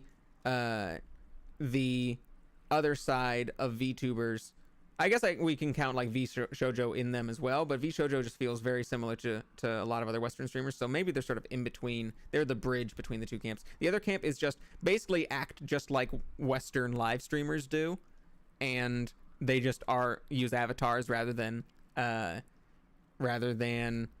just have a camera on their face, where like they're pretty much how they interact with people and how they stream is indistinguishable from other Western like live cam streamers, and all of the goods and pluses of Western live streaming, what boys and girls will do to, like, you know, interact with audiences and get audiences, and then like the other side, the like Japanese VTubing side, and the Westerners who try to match with that, and how they interact with audiences and how they try and get audiences and interact with the boys and girls in their chat in specific ways. It feels like there's those two sides of VTubing, and VShojo is kind of in the middle of them because they were early on, and so they didn't really like base a lot of what they were doing.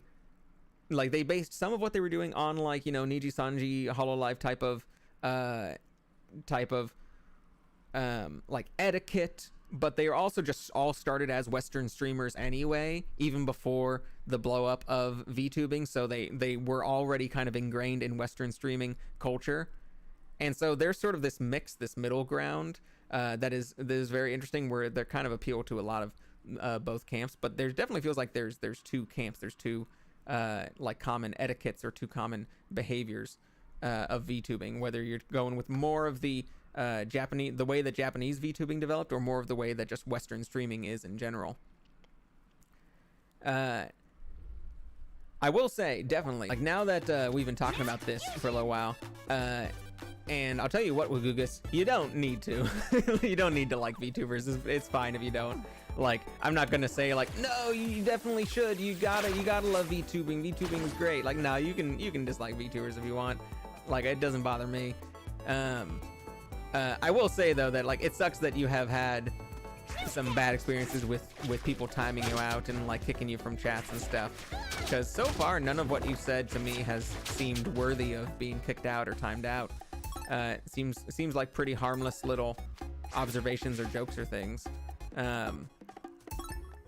I will also say that I know a lot of VTubers that you'd probably feel very happy and comfortable with, that you would probably love enjoying just as much as you enjoy me if you happen to find them. And lastly, that, hey, guess what? Most of the people you see in my my chat are also VTubers.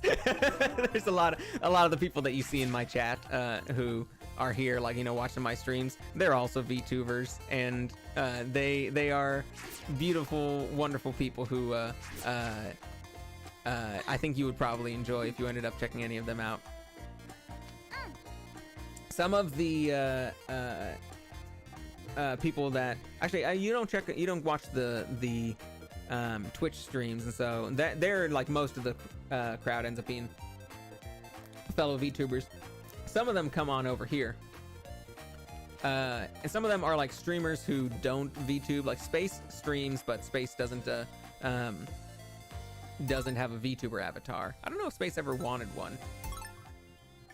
I think we can get our final Heart Squid.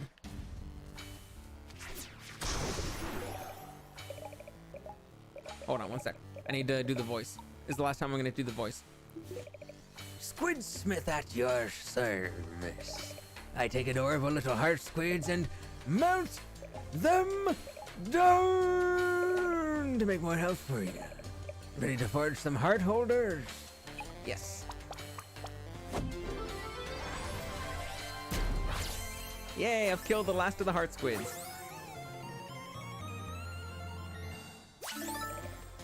There, your max hearts have increased by 1. Why are you still doing this one? They didn't give her new dialogue. Why is she a pirate?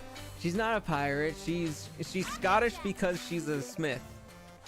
And because, it's literally because this first line, it says, Squidsmith at your service. And I was just like, oh, so you have an accent then. I was just like, oh, you have Squidsmith at your service? You're really hitting that R. So, Squidsmith at your service. Which would have been a little bit more Irishy if it was that heavy R. Squidsmith at your service. I take adorable little heart squids and I melt them down. But then I decided to make it a bit more Scottish. Squidsmith at your service. I take adorable little heart squids and I melt them down. But yeah, it was that service that really just, I was like, okay, I'm gonna lean into that service. Sorry, I'm back. I had to clean up my cats. What were we talking about? I was talking about VTubers and stuff. I'm not sure what the last stuff you heard was. I was talking about how it felt like there were two different camps of VTubers, the ones that follow more Japanese style of streaming and ones that follow more Western style of streaming, and how VShoujo is kind of the mix in between. And how, like, the audience interactions definitely feel different based on the two. And the types of characters that you see were like Western streaming VTubers, like a lot of the people in the camp who are trying to be more Western style streamers are basically like indistinguishable from other regular streamers. There's not really that much difference between a VTuber style streaming and any other streamers, if they're in that sort of camp.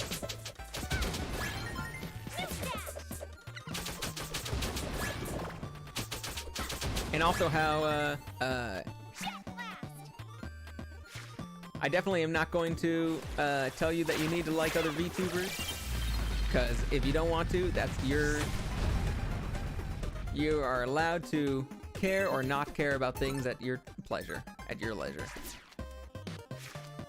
But then also that, hey, you might be surprised, there are probably some other VTubers out there that you will enjoy, including some of the people who end up in my chat, because a lot of the people in my chat are VTubers. A lot of the people that you see in my chat constantly are VTubers. And we all like each other and follow each other.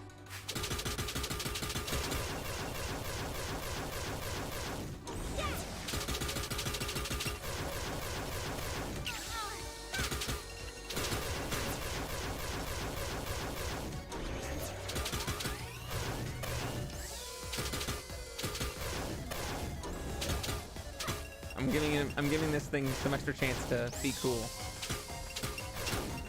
Whoa, that was cool. That was a cool one. I like that move.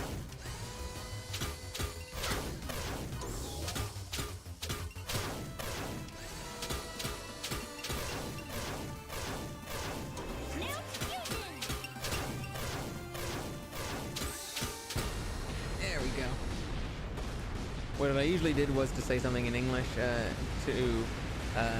think what language can you speak? You know what I mean? I say something and C then try to say it at their best attempt. It's funny. 3 down, 1 to go. So let me say it again. What I usually did was to say something in English to I think what language you can speak. Can you speak? You know what I mean? I would usually paste this in their chat. Some people would ask could they, but they never ask should they. I'm not quite. Can you say that again, Woogus? Can you say it like with different words? Because I'm not quite understanding what this last two posts of yours mean. I'm not quite getting what you do in other people's We're going chats. to make it.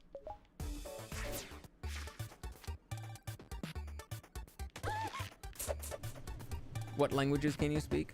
So you just post that in people's chats.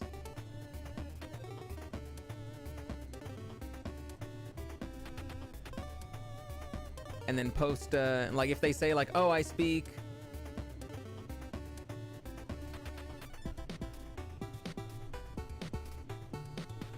I'm asking you that. I speak English. I speak a little bit of Japanese, as you can sometimes hear. It's not very strong, but it's a slight bit of conversation. And I know American Sign Language. I am nearly fluent in American Sign Language, where I am fluent, but like not 100% in American Sign Language. Which I absolutely love talking about.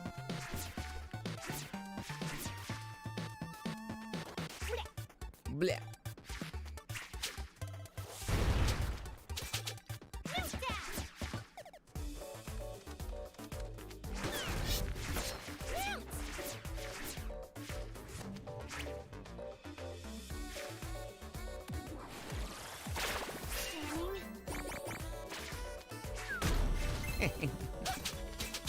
Do you know anything about American Sign Language, Gugus? Have you ever encountered anything about it before? Besides just like, you know, knowing a little bit from what you've seen on like TV or movies. I would go to some random Japanese stream, paste some people could ask should they, but they never ask should they. Ask people ask could they, but they never ask should they. And see them try to say it in English and translate it into others and know what to say. Thinking about the ASL dialect thing today. Yeah, that's awesome. So, what do they just think that you're teasing them? Does it seem like maybe they like, you know, like is that why you get like timed out and stuff? Because you like come in with English into a Japanese chat and maybe they think that you're like teasing them with their inability to read English. I'm trying to kind of get the full picture here, you know? Yeah, no? I'm trying to get the full picture. Feel free to explain stuff a little bit more clear, or like some extra to me. Also, Ash, I love ASL dialects. It's so fun. Sits down on my, or lays down on my belly with my hands on underneath my chin like I'm at a sleepover and be like, what were you thinking about?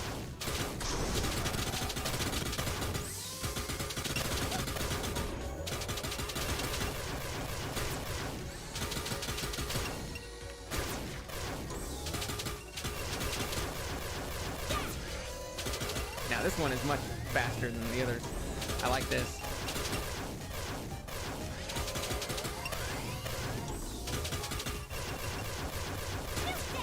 Luckily I have an invincible dash. We have a few people at work that only speak Spanish, and I know just barely enough to communicate, but I probably sound like a Neanderthal with my grammar. Probably!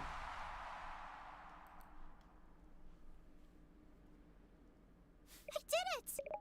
That's all for now. Time to get back to Arena Town. Alright, we're in endgame territory. I don't know what the next part of the story is going to be. I have 1 hour to do whatever it is. You're back. I would try and say something and paste it. They would either get annoyed by it or just say I'm out. So it's most likely my fault. I do it. Low chance it's theirs. Yeah, definitely like just saying like what you said, the could they, should they thing, that doesn't seem like, you know, insulting at all. Although if you are demanding that they read it in English, if you are going in and be like, hey, read that in English, hey, translate it, hey, you aren't saying it in English, hey, come on, and trying to like demand something of them, then that definitely probably is like they're thinking that that's rude, and that's probably rude on your part. If it's just a simple like copy and paste, like I just copy and paste a thing and people got mad at me for it, and I don't push them into saying it, then yeah, I don't get why they're like being upset, unless maybe there's a rule in their chat or something. Maybe like one of the rules down below is like, hey, no English allowed or something. Like, I don't know, maybe there's like some rule written down in their description that says like no English allowed. I don't know, but I'm just guessing here. I was wondering if ASL has one-to-one grammar. Wondering one-to-one with what, Ash? One-to-one to English? Or, you know, one-to-one to something else? You're back. I knew you could do it. Did you? Yeah, with English? Nope. It does not have one-to-one grammar with English. ASL has its own grammar structure that is actually surprisingly similar to Japanese than it is to English. Although plenty of people sign with English order words that formal ASL, if you were speaking very proper ASL, it would have words in a totally different order than English. But a lot of deaf people, they when they sign casually, it ends up being kind of similar to English order as well. I don't mind other languages in chat, but I can't mod it, so I worry. I allow any language because, like, with Japanese, interesting, yeah. It's in Japanese, because Japanese does a thing where I'm going to talk about some ASL grammar. So if y'all aren't interested in ASL grammar, then you can ignore this bit, but I'm going to talk about it. So ASL grammar generally goes, like a sentence structure will go in certain orders, where first in a sentence is whatever the time period is. If you say, like, in English, it might be like, I'm going to go to the store on Tuesday. So I'm going to go to the store on Tuesday. That's you know, a normal sentence in English. In ASL, you would say Tuesday first in the sentence. Say Tuesday, and you put that first. And then the topic after that of the sentence, which could be the subject, could be the object. It doesn't really have SOV or V or SVO necessity order, because you can just kind of pick a word that feels like the main topic of the sentence. Similar to Japanese, you can have like multiple topics of a sentence and put that next. So let's say the store is the topic. Tuesday, store, I go. You would do it in that order. Tuesday, store, I go. That would be very formal ASL. And questions, words like who, what, where, when, why, how, which, do what, things like, signs like that, the WH style questions, they get put at the very end of the sentence, like a question mark. Very similar to how Japanese will put ka at the end of their sentences to make it a question. And so, where are you going on Tuesday? Or which store are you going to on Tuesday? What movie do you want to see on Tuesday? It would be Tuesday, movie, you want to see which one? Tuesday, movie, you see which? Tuesday, store, you go where? Tuesday, friend, you see who? You know, like, it would be those types of orders there. With Japanese and India, I want to learn, but it'd be a mess. First, I think I'd need to get fluent in Spanish first. And, well, good luck getting fluent in Spanish. I've never tried really studying Spanish, so I don't know how easy or hard it would be. Luckily, that was very formal ASL, and a lot of deaf people who are very fluent in ASL, they don't necessarily have everything in that, like, proper ASL order. Like, they will be speaking casually, they'll be speaking closer to English, And so they might say like, hey, you go like friend's house Tuesday, right? Like which friend? And they might say it in like all that stuff. Like, you go friend house Tuesday, right? Which friend or friend which? You know, they still might do the question at the end, but they'll do a lot of the rest of the sentence in fairly English order. Spanish shouldn't be much of a problem. It took 5 years, just haven't practiced in about 14 years. Yeah, that's with languages. If you don't use it, you lose it. Like, that is absolutely true for languages. If you have learned a bunch of a language, but then you don't use it or practice it regularly, you will lose vocabulary. You will lose retention. It is not like riding a bike. You got to keep practicing it.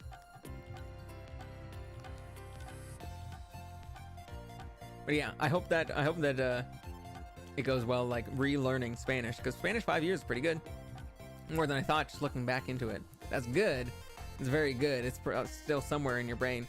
Hopefully, getting back into Spanish will be easy for you, and it won't take you too long to catch up. And then maybe after that, if you feel like learning ASL, then I can recommend some cool online sites and channels and stuff that you can use to learn. It worked! All four energy collectors are down for the count. That should stop the flow of the power into the engines. If that's true, then how do you explain this? Guys, look! Oh no! We're already too late. The ship is about to...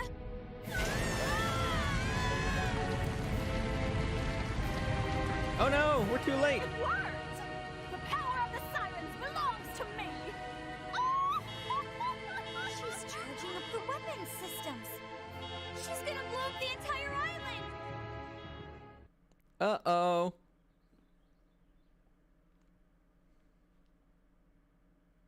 Also, like, half of those voices sound like Christina V. Unbelievable. The city really was a ship. Wow!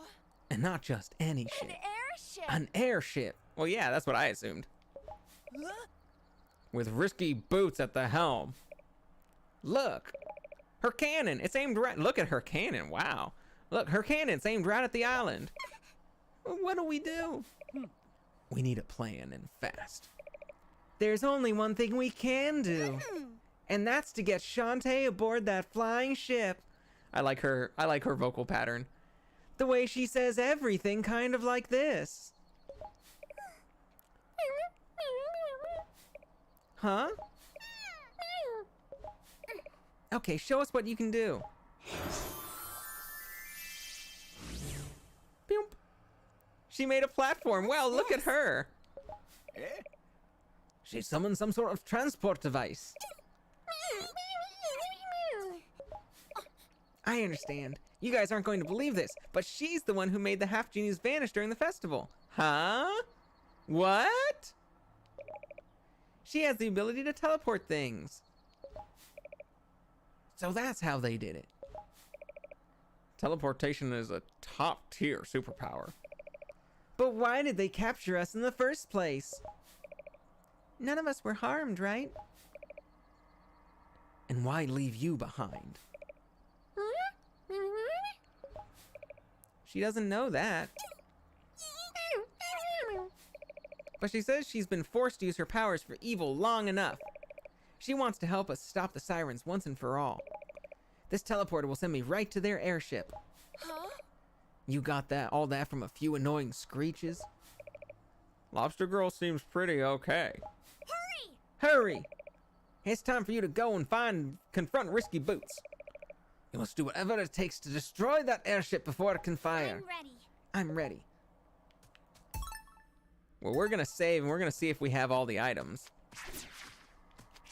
before we go up to endgame territory.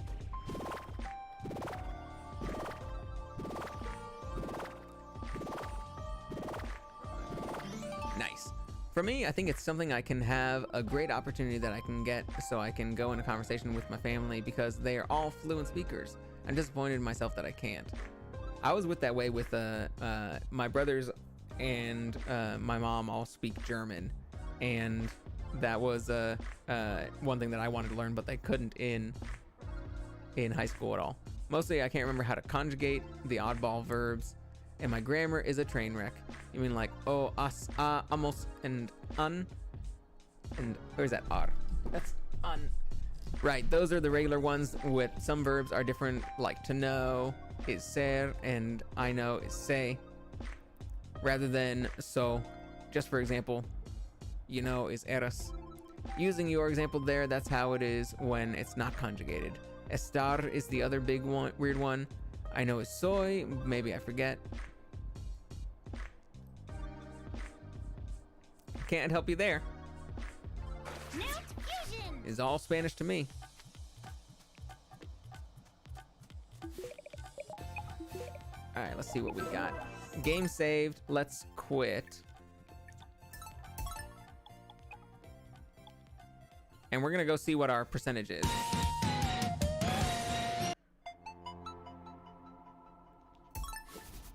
%98. I wonder how we get that extra 2%. I wonder where I'm missing some stuff.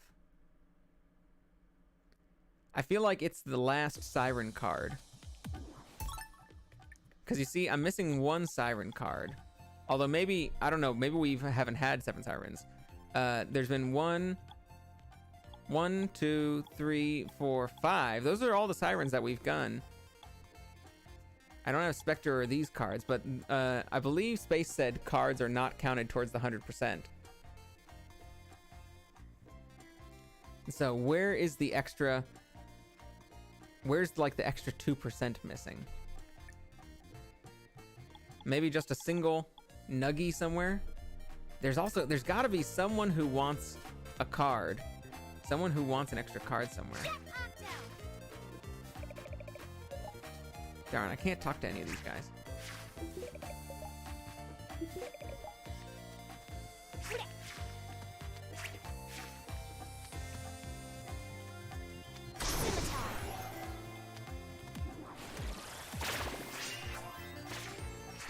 Maybe someone on the airship. Or sorry, not the airship, the sea ship. Where's a good spot to teleport for that? I suppose we'll go over to the right and then go up from there.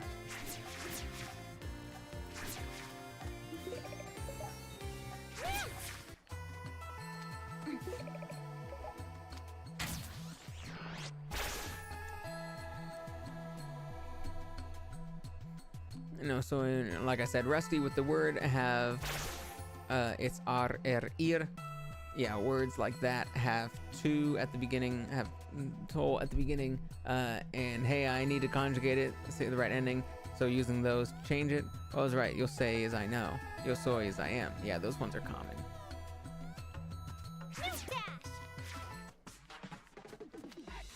So this Armor Town. Oh, I went to the wrong one. Oh well. I'm pretty sure. Yeah, none of the other ones. Magic potion.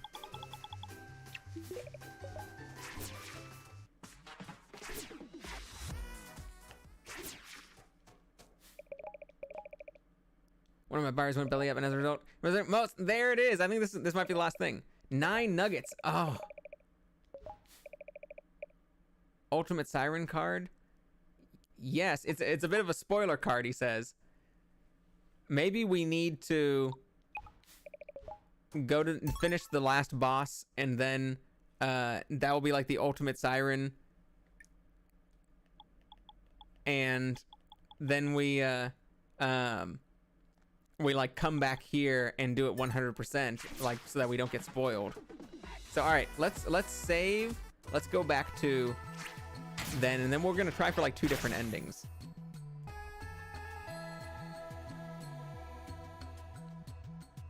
We're gonna try for 2 different endings. One where we don't 100%, and then another one where we 100%. If that ends up being only 99% though, then that's gonna suck. We're gonna have to try and find the other nuggies somewhere too. We have 7 nuggies and we need 9 nuggies.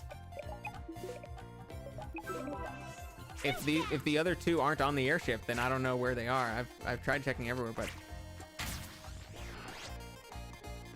I must have missed them somewhere. There was that one spot over on the right where something might have been. Flying Fortress. This is very Mega Man style. I'm back out for tonight, and I'm glad I was able to get your opinion about VTubers and all that. Still, I'm probably still going to keep my opinion on how they are not great. Well, feel free to.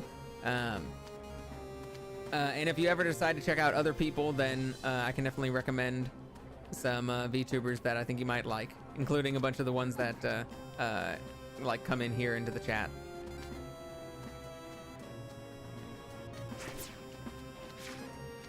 And if you don't feel like it, then you don't need to. You can just enjoy what you already enjoy. Ah, darn, I thought I could go through those areas. Oh, Wagugas, before you left, I died right there. You can get one last death quote.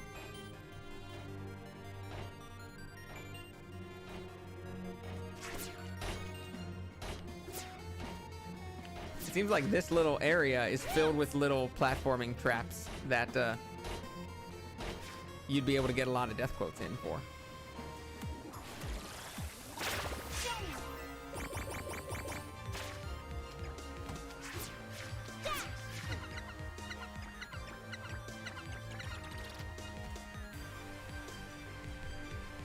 Seems like a faker to me. Seems like a faker.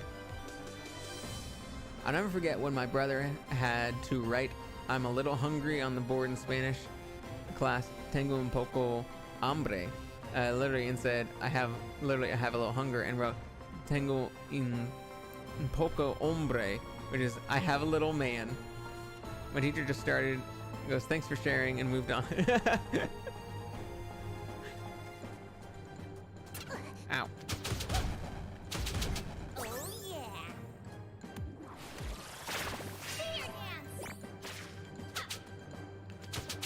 I have a little man.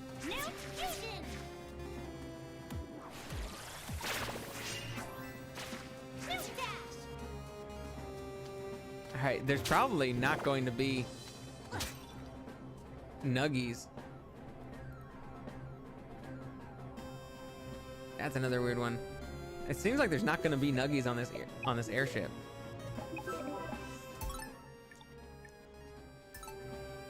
Unless it's a really big airship.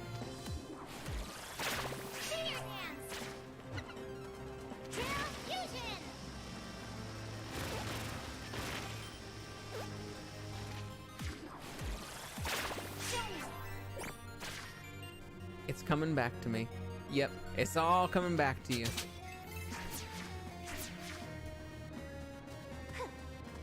Hey, look at that statue up there. If this is a trap. This is a trap. Look at this trap right here. There are several refresh things. But if I refresh, then it'll turn these Batgirl statues to life. And so we're gonna have to activate the Batgirls.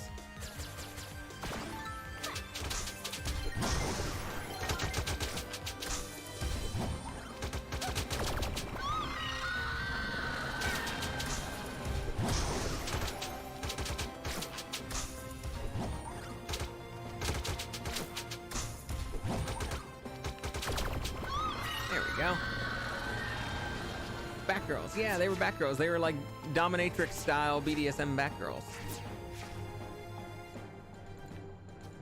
And they spank themselves and then whip me. They've been in, I think, every single Shantae game. Here they are. Batgals. Oh dear. Yeah, they're like little BDSM dominatrixes. They wear like black leather leotards, and they have like whip chains that they fly up into and whip me then. And if I don't fight them, if I spend a long enough time like not fighting them, they'll just stand and like show me their ass and spank themselves to like taunt me. Rated T for teen. The writer's barely disguised fetishes. This entire series is barely disguised fetishes, where it's not even. The question is whether they're actually trying to disguise it or not. Because sometimes it doesn't seem like they are.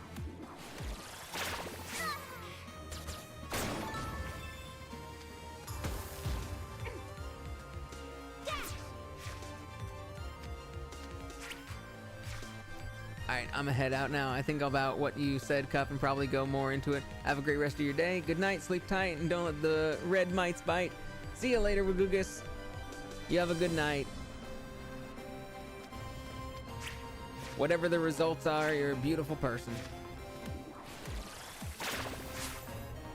Gosh, this series is very, as far as this series, like, cheesecakiness and sex appeal and sexuality and stuff goes, it has not yet, goodbye, it has not yet, like, earned my respect. You know, like, there's a lot of, really, like, trashy, oh shit, right as soon as Wagugus leaves, I didn't even see the spikes. There's a lot of, like, really trashy, like, stories or things that I have a lot of respect for, as just saying like, hey, you wanted to make trash and you made trash, and it is delicious trash. It is like junk food, it can be pornography, it can be completely just like tasteless in every way, but if you make good junk food, then it's good junk food. It doesn't need to be healthy to be delicious junk food. But what I most of the time, what I respect is the ability to make good junk food and to admit it's junk food.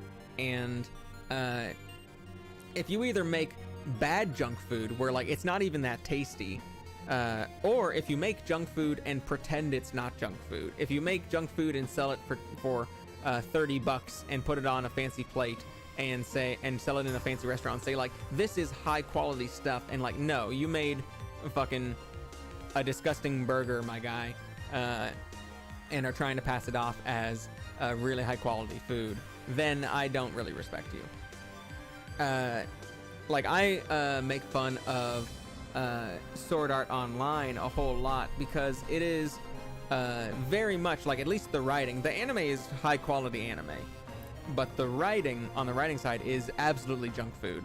It is absolutely a just self-insert power and sexual fantasy of the writer.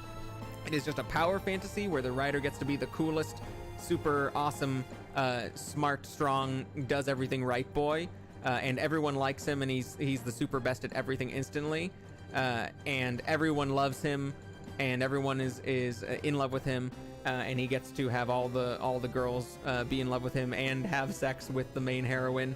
It is absolutely a just power and sexual fantasy of the writer, but it pretends that it is not. It pretends that it is a very deep and like analytical and emotional story about you know, like what it means to be like living and what life is, and it doesn't handle that stuff. Sometimes it handles that stuff okay. Like, there have been one or two arcs where it's just like, oh, they actually are, you know, have some interesting questions that they're asking here, but mostly it's just a base fantasy. It is basically just pornography, but it is not willing to admit it. It is not. It does not earn my respect because it is not willing to just call itself trash. Compare that to some really trashy thing like Everyday Life with Monster Girls, which is just trash. It's like just trash, but it isn't though. Like, it is just trash, but it is really well done trash, and is deeper than Sal in terms of lore. In terms of like how their world works.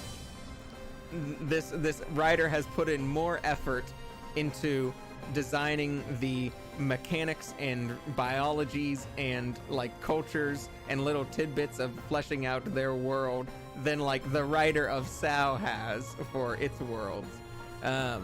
And that, to me, it is wonderful and it's very funny. It is absolutely, I highly recommend it. It is absolutely a wonderful time, and it is titillating and base in a lot of ways, but like, when the thing that amazes me is that like Everyday with Monster Girls, which I watched, makes you actually invested. It's for degenerates. I watched it twice. The amazing thing is, somehow, despite being like very trashy, very like horny all the time, it makes you actually care about the well-being of its characters in like decent ways. It does the like tricking you into caring about them little scenes well enough that like you become invested in these characters. You like them a whole lot. You don't want to see them hurt. And it's a very good premise where just like, no, you're just not allowed. Even though all these people want to have sex with you, you're not allowed to, or they're gonna have to be deported. And just like, well, so I can't have sex with them, or they're gonna be deported. Well, I don't want that, but they all want to have sex with me. God damn it! And it's just like, no, you can't. You're not allowed to. And it's just frustrating and funny.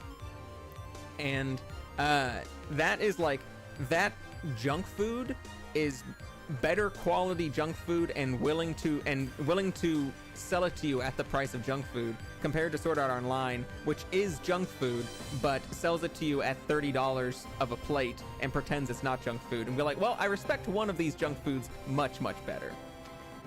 Shantae is very interesting because it is halfway. It is trying to be both. Shantae is not willing to take a side on either one. Shantae's games are absolutely junk food. They absolutely are. 100% junk food. They are decent platformer games. Like, they are not just like a, cheap visual novel. They're not just like a cheap visual novel that's just meant to titillate you and not try to do as little as possible. Or like some like RPG maker like template game where you're just going around and then like you're trying to we want to make a game, but we don't have the time or the money or the skills or the care. Like in one of those things, it doesn't necessarily mean all those things, but like maybe we don't have the time to, maybe we don't have the money to, maybe we don't have the ability to, maybe we just don't have the care to make like a really fully fledged game. So we're just going to make like a simple little template game that basically is just trying to get you from porn scene to porn scene. Like, Shantae is not that. Shantae is a fully fledged game series that if it had absolutely no sexiness whatsoever, it would still be a fully fledged game series. So it is both completely junk food and completely a full like course meal. And it can be both. You can be both things, but so often it is not willing to admit that it is junk food sometimes. And sometimes it does. Sometimes they admit that they are junk food, and sometimes they deny that they are junk food. And most of the time when they admit that they're junk food, they're doing so in a way that they think makes them not junk food, where it's just like, oh, if we make fun of the sexiness, or if we make fun of the if we're self-aware and we make fun of the fact that we have everyone dressed like promiscuously, then that makes us like, it makes it okay for us to do so. Like, we're going to put Shantae in all of these like non-consenting sexy situations and dress her up in a sexy way, but we're gonna call it out as like the people doing that are wrong to do so, and that makes it okay for us to do so. It's like, no, it doesn't make it okay for you. You're the one still doing it. Just because you are self-aware doesn't forgive you from doing so. They try to joke about themselves, but they're still doing it. And so it's like, all right, you're trying to get away with it and trying to elevate yourself above it instead of just admitting you are it. It hasn't quite earned my respect. One example that's perfectly a perfect example is in this game. There is a section where the Squid Baron, like a recurring villain who is seen as who eventually became like a horny otaku type of stereotype. In this game, he traps me and Sky, Shantae and Sky, in, I don't know if you saw this scene, in armor, or I guess Armor Baron traps us in like sexy knight armor that is like bikini armor, and puts us in like figurine boxes and then sells us to Squid Baron, who's like the otaku character, and we are like stuck, we can't move in this armor, we're just stuck in this metal bikinis being sold off to an otaku who fawns over us. And this is this whole like non-consensual situation where we're being sold as like sexy art pieces to a collector, and the game is loving it. The game is just going like, hell yeah, we get to see these two girls get sold off in these metal bikinis, and they're just so fucking into it, into this like non-consensual fantasy that they are doing here. The girls the whole time, of course, do not like it. The girls are going like, how dare you do this to us? Hey, I'm gonna kick your ass. And after we escape, Shantae has a little scene of like her coming back to the boxes after they finally escape and get out of the armor. Shantae has a little scene of her coming back to the boxes and like kicking them in frustration because she hates it so much. And so we as players are supposed to go like, oh, hey, Shantae doesn't like this, we're supposed to see these people as bad people, right? Like these are this is supposed to be situated like we don't want our protagonists to be in this situation. But of course, like, maybe we're like feel a little guilty about seeing in this situation because like we do kind of like seeing them in the bikini armor, but like we're supposed to be like, all right, they don't like it. Immediately after that, not only did that happen, but immediately after that, she goes back to the armor baron and says, hey, you put me in a fucking metal bikini and sold me off? What the fuck? And you're like, yeah, get him, Shantae. And he's just like, what? You mean I put you in this armor bikini? And then they show the armor bikini, and she's like, yeah, you put me in this armor bikini, and then show her once again in this armor bikini. And like, I literally showed like, oh, in case we didn't get enough of it before, we have to see it again. And she's like, you also put Sky in this armor bikini, and then they show Sky, who's not there, in the metal bikini again. That's just like, joking, because like they're just finding more excuses to show it, and it's sort of a self-aware like, haha, we're even showing it even more kind of joke. But I'm just like, okay, you literally you're trying to get across the point that like it's wrong for them to do it. It's wrong for them to put these girls in this like metal armor where they can't move against their will. But the game itself is finding more excuses to do that against their while they are saying this is bad to do. The game is doing it to them, and so the game is the thing that they are calling out. The game are the people, like the game developers are the ones who are doing it while they are also calling out people for doing it, or like pretending that it's wrong for the characters to do. And so the game tries to be self-aware, but is still the thing that they make fun of. And so I don't really respect them. Like they haven't really earned the ability to revel in this sexiness, because they are doing it from a place of like fakeness.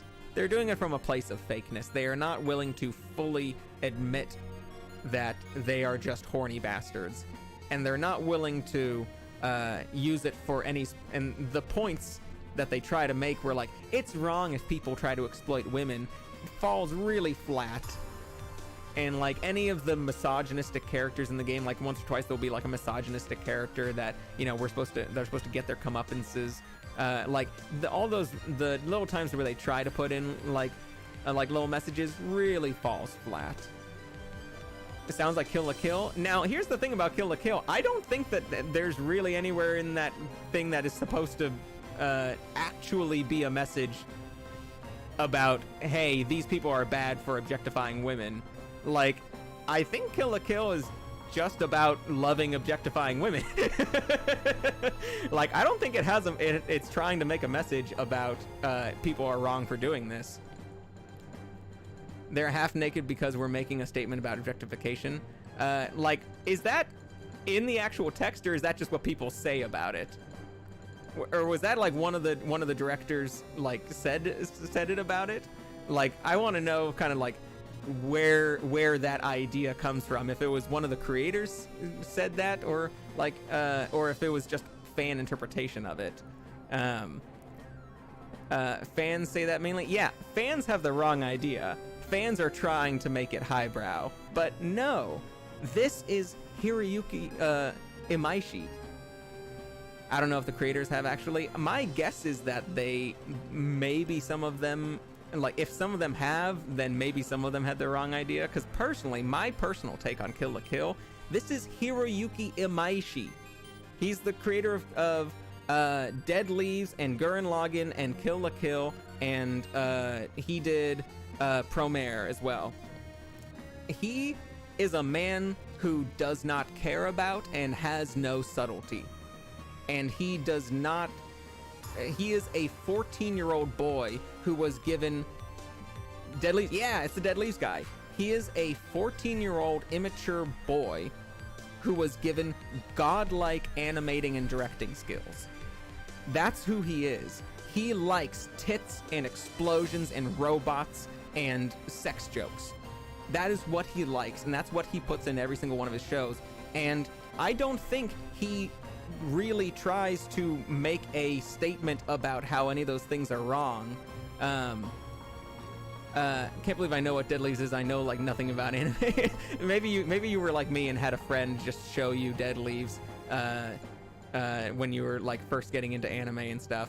But Hiroyuki Imaishi, I don't feel like, and he also did Panty and Stocking. He also did Panty and Stocking with Garter Belt.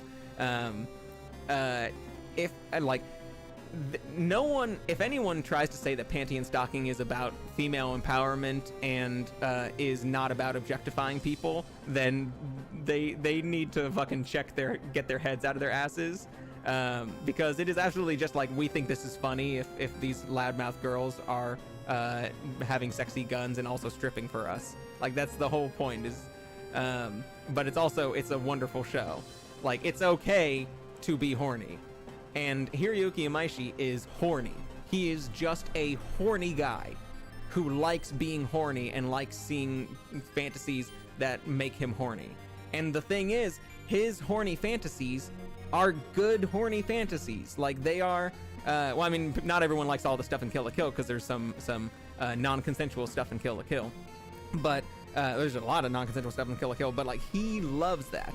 He loves big tits and big guns and big robots and big explosions, and loves really cool action scenes, and he is really good at making all of those come to light, like come to life. He's really good at like breathing life into all of those super horny fantasies of his to make them the best, coolest of those fantasies possible. And when you watch it, you're like, holy shit, that's me too. Yo, Hiroyuki Imaishi, me too. I am fucking horny for guns and explosions and big tits and cool robots and awesome action sequences. That's what I'm horny for. And that's why people love Gurren Lagann, why people love like Kill la Kill, and people love Panty with Stocking, because it's just your horniest fantasy done the most amazing you've ever seen it. I was like, you don't like Dead Leaves. I was like, okay, wait, what the FT is? And so, like, but I don't think he's trying to make a high message with it, you know? Like, there are themes to the shows, like Spiral Energy in Gurren Lagann is the basic theme that like runs through the whole thing, that like humans have the ability to adapt. But those messages, like those themes, are often not a message about reality or like how people should behave, or trying to have like a political people need to change in this way type of message. It's just kind of a idea that is a through line. In Kill la Kill, like the idea of clothes wearing us versus us wearing clothes is, and how clothes kind of represent status, and the like by the end everyone is sort of naked, in my opinion, because the theme of like clothes represents status and we are now all equal status. Like once you strip that away, once clothes are weaponized against us and you kind of strip that away, we lose our previous status and we're all just soldiers in the fight together. I don't think that that's a message about actual reality. I think that's just a cool idea that he came up with, that the writers came up with. And it's just like, oh, so what if, in that case, like, what if all the clothes are sentient and they start, you know, like, interacting with people, and, like, some people, like, get different outfits based on how cool they are. It's like, okay, so are these gonna be, like, really big, like, you know, so the people who are wearing more clothes are more powerful, right? Like, oh no, the people who have less clothes on and are, when they get more powerful, they get all scantily clad so that we can show their labia majora on screen. Like, yes, this is very good. Like, I don't think this is a statement about reality. I think it's just a cool idea they came up with in order to have their horny fantasies, like, displayed in a cohesive way. And I think that they displayed it in a very, very good way. But people don't like to admit that horny fantasies can be good, and so they try to come up with a social message to the show of how it's actually woke, when no, it's not woke, but it's still very good. It is not trying to make any sort of bigger statement about reality, but it is very good at displaying the themes in it. And if you want to love a Hiroyuki Imaishi show, you've got to buy into the horniness. You've got to. Otherwise, you're just going to you're going to be misleading yourself. You're going to be in denial about so much of what's going on. And you also might fail to see some of the themes or understand some of the themes, like or the arcs of the characters, like the but yeah, the I'd be interested to hear if that they're all half naked because we're making a statement on objectification, if any of the creators actually thought that. Because if any of the creators actually thought that they were making a statement on objectification, that would have to imply that they don't like what we're seeing. You know, that would have to imply that, like, hey, we're drawing this girl half naked, but we're supposed to think it's bad. We're supposed to think it's actually a bad thing. Or you're supposed to think it's so absurd that you're actually not supposed to like it. And I don't read it that way. I don't read any of what's going on in Kill la Kill as we're not supposed to like this. I see it all as, oh, we're supposed to really like this. Now, I will say, like, they somehow showed just a girl's camel toe. Just lots of girls' camel toes on that anime, right in, like, primetime anime, and they got fucking away with it. So whether they wanted to make a statement about objectification or not, they certainly made a statement about objectification. It certainly highlighted how far people can get away with in mainstream anime and still be considered, like, you know, mainstream or highbrow. That show was what made me first think. I've said this before. I don't know if I said this in your chat or if I said this in someone else's chat, but I often think about, like, anime designs, anime characters. Anime characters are naturally hairless, like bodily hairless. They don't have pubic hair, they don't have leg hair, arm hair. Sometimes they'll have beards, but like facial hair, but not very much. And it doesn't matter how old you are, everyone's perfectly bikini waxed. Guys don't have nipples. And I think about how different of a show so many things would be, so many outfits would be, things like Kill la Kill, how very different it would hit so many people if there was, like, any amount of pubic hair on any people. Like, imagine if someone, if that same transformation sequence had just a bush in it, and just, like, no one would, like, everyone would just think, okay, this is way too over the line, if they didn't already. If they didn't already think it was way over the line, or if just, like, so many characters who wear, like, the skimpiest little bathing suits in any sort of anime show, or the skimpiest little, like, underwear, just if there was any amount of pubic hair, how people would instantly realize, oh, we have gone too far. Oh shit, we have gone way too far. And oh shit, can I? Nice. I don't know how I did that, but I did it. And so that show was what made me realize, like, why is it basically just the labia minora and just the clitoris, like, and that's basically all that we're not allowed to see. We're allowed to see as much camel toe and labia majora as we want. It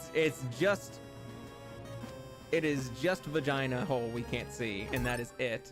Let's go, like, what shouldn't so much more of that be not allowed? Similarly, nipples, areola is allowed. It's only the actual little nubs that are not allowed. Everything around the little nub of a nipple is totally allowed, and you can see as much areola as you want, but you cannot see the little tiny nubs. Those are the only little things that are illegal.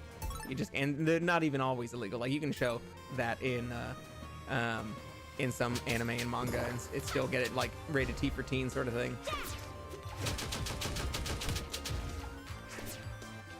Oh, who are these? Who are these gals?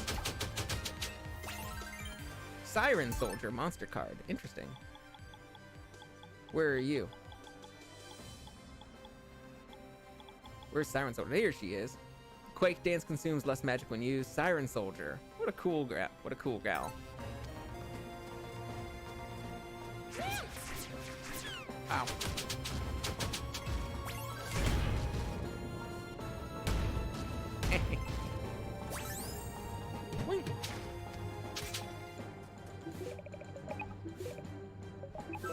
Hiroyuki Maichi is one of my favorite directors. Thoughts on what? Free Young Thug. All right, well, let's there's a spam bot apparently. Hey, wait a minute. What happened with my my chat is not loading on YouTube. I can't end. Huh? Did it just delete itself? Ash, have you been seeing what's going on with that spam bot?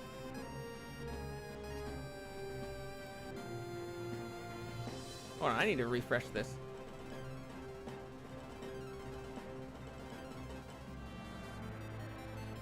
I saw there and then they disappeared. Yeah, I didn't disappear them. And I don't think Space isn't a moderator in this chat. They just kind of disappeared. I wonder if it just got automatically flagged on YouTube as just spam or something. But actually, I'm going to probably save the game here and just not oops. There we go. Just kind of go back to the title screen for a little bit, because I won't be finishing today. But 98%. That's so close. What was it that you said previously, Ash? You said thoughts, and I didn't see what the previous comment was. And so I kind of need you to repeat that one.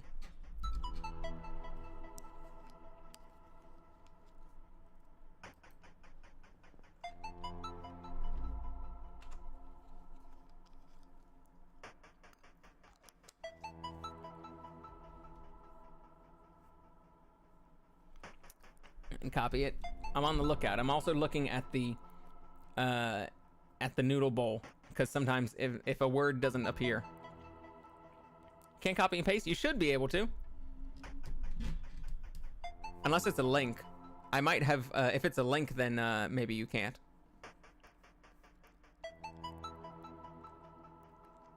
But you should be able to copy and paste from chat and into chat.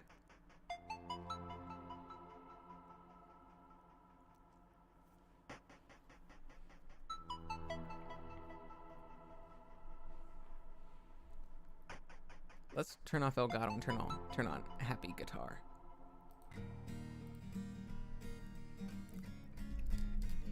The artist that did my avatar was Japanese and had this exchange.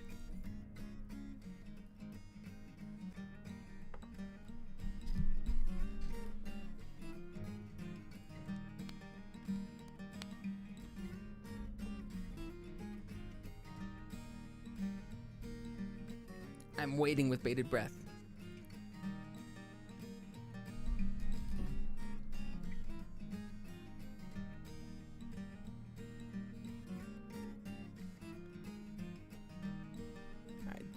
I see me, actually this is fine. I see the artist that did my avatar was Japanese and had this exchange. Me, actually this is fine.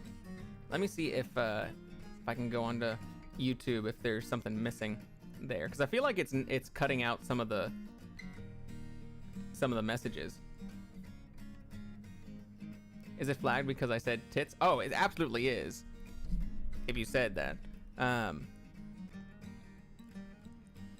It is not even appearing on my YouTube if I just am watching the stream. I gave you massive tits. Thoughts? Me, actually this is fine. Yeah, always, like YouTube, and these are not any sort of settings that I have on. This is not like a Twitch where you can allow certain things. I have unrestricted chat turned on in YouTube, and it still flags a lot of things, and it is very, very random where some things will seemingly like get flagged that have nothing really wrong with it. It'll flag the word bully. Like, it won't post sometimes the word bully. Me, don't give me massive volume. I gave you massive volume milkers anyway. And then you, this is fine actually.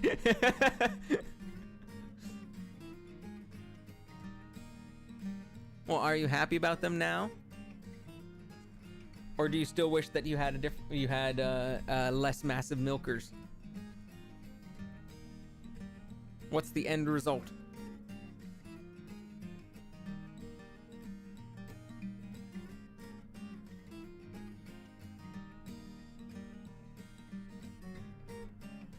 Approved. Very nice. We've all learned something about ourselves today. We've learned that YouTube dislikes tits. We've learned that Ash does like them. We've all learned, and that Ash's artist does as well. But yeah, we are. I can stick around and chat for another like 10 minutes or so. We can just kind of chat with each other, because I am not going to be finishing this game today, but we will finish it next time. Try and 100% finish the last boss and try to 100% it. Because there is that one extra card. I'm really hoping that last card. There's 9 nuggies though. I need to find the other 2 nuggets. And that's little like 99 and 98, 99 and 100%. I need to find the last 2 nuggets somewhere in the world. And so far on the airship, there have not been nugget places to appear. That means I've missed something in the world. Gold nuggets. I find gold nuggets around the world in Shantae, and I trade those for monster cards. And it seems like you don't need the cards to 100% the game, but you do need to find the nuggets in order to 100% the game. And so I need to find, there's 2 more nuggies somewhere out there in the world that I need to find in order to 100% the game. I literally just went over Shantae and Metroidvania. Yeah, pretty much. It's pretty much a Metroidvania. I went around the entire world. Like this last session and this session was basically me going around the entire world trying to uncover all of the secret areas, and apparently I missed 2, which is surprising to me. Like, I don't think that I think that, you know, I would have been able to find them, but apparently there's still 2 more and I don't know where they are. I might need to check if I can't find them like next time, if I can't find them next session, then I might need to like look up a guide and see which ones I might have missed. But yeah, like I want 100% the game. That has, whenever there's a game like this, a Metroidvania like this, where it doesn't seem impossible, it doesn't seem like it would be like an extra 10 hours to 100% the game, I will do it. I will try to go for the 100%, especially if there's like maybe a different ending screen that I can get on there, then I will try to 100%. And a lot of Shantae games, they are pretty good at you're able to find and collect most of the items as you go. There's like, obviously you're gonna have to go back and find something, but there's not too many things you need to do before the end. Because one of the bad things about Metroid specifically, Metroid is my favorite series and I love it to death. But one of the annoying things about it is that there are so many pickups, so many item finds throughout the game that you will not be able to get until right before the last boss. And I mean, like, sometimes you go all the way to like right before the last boss, get some sort of upgrade, and then have to backtrack throughout the entire game in order to collect all the remaining items before just going through that last door to the last boss. Hey, just got Prime remastered. Hey, that's awesome. Prime is not too bad about that. You can get a lot of things before going into like the whole last area. And you need to collect, it can be a bit much, but I don't mind it. Yeah, like luckily since the last area, like we're fighting the last boss, like you need to go on an item hunt for it anyway. Like you need to find the keys to get into the last boss area anyway. And luckily when you're doing that whole hunt, you can go around used to the GameCube controls. If I get it, I'm probably going to do the motion controls, because the trilogy on the Wii was probably the best use of the Wii motion controls on the Wii. It was probably the best use of Wii pointing in the entire like Wii's history. I loved the motion controls on that one. That one was so good. let's turn this off and this border off and just enjoy the background for a bit. And so I would probably try it out with dual analog, but I don't know if I would stick with it. I probably switch to motion controls eventually. I want to try that, but it's only been I've only been able to play handheld. I see. Yeah, playing handheld, like the screen is so small that like there's no real use using it as like an actual screen without it being handheld.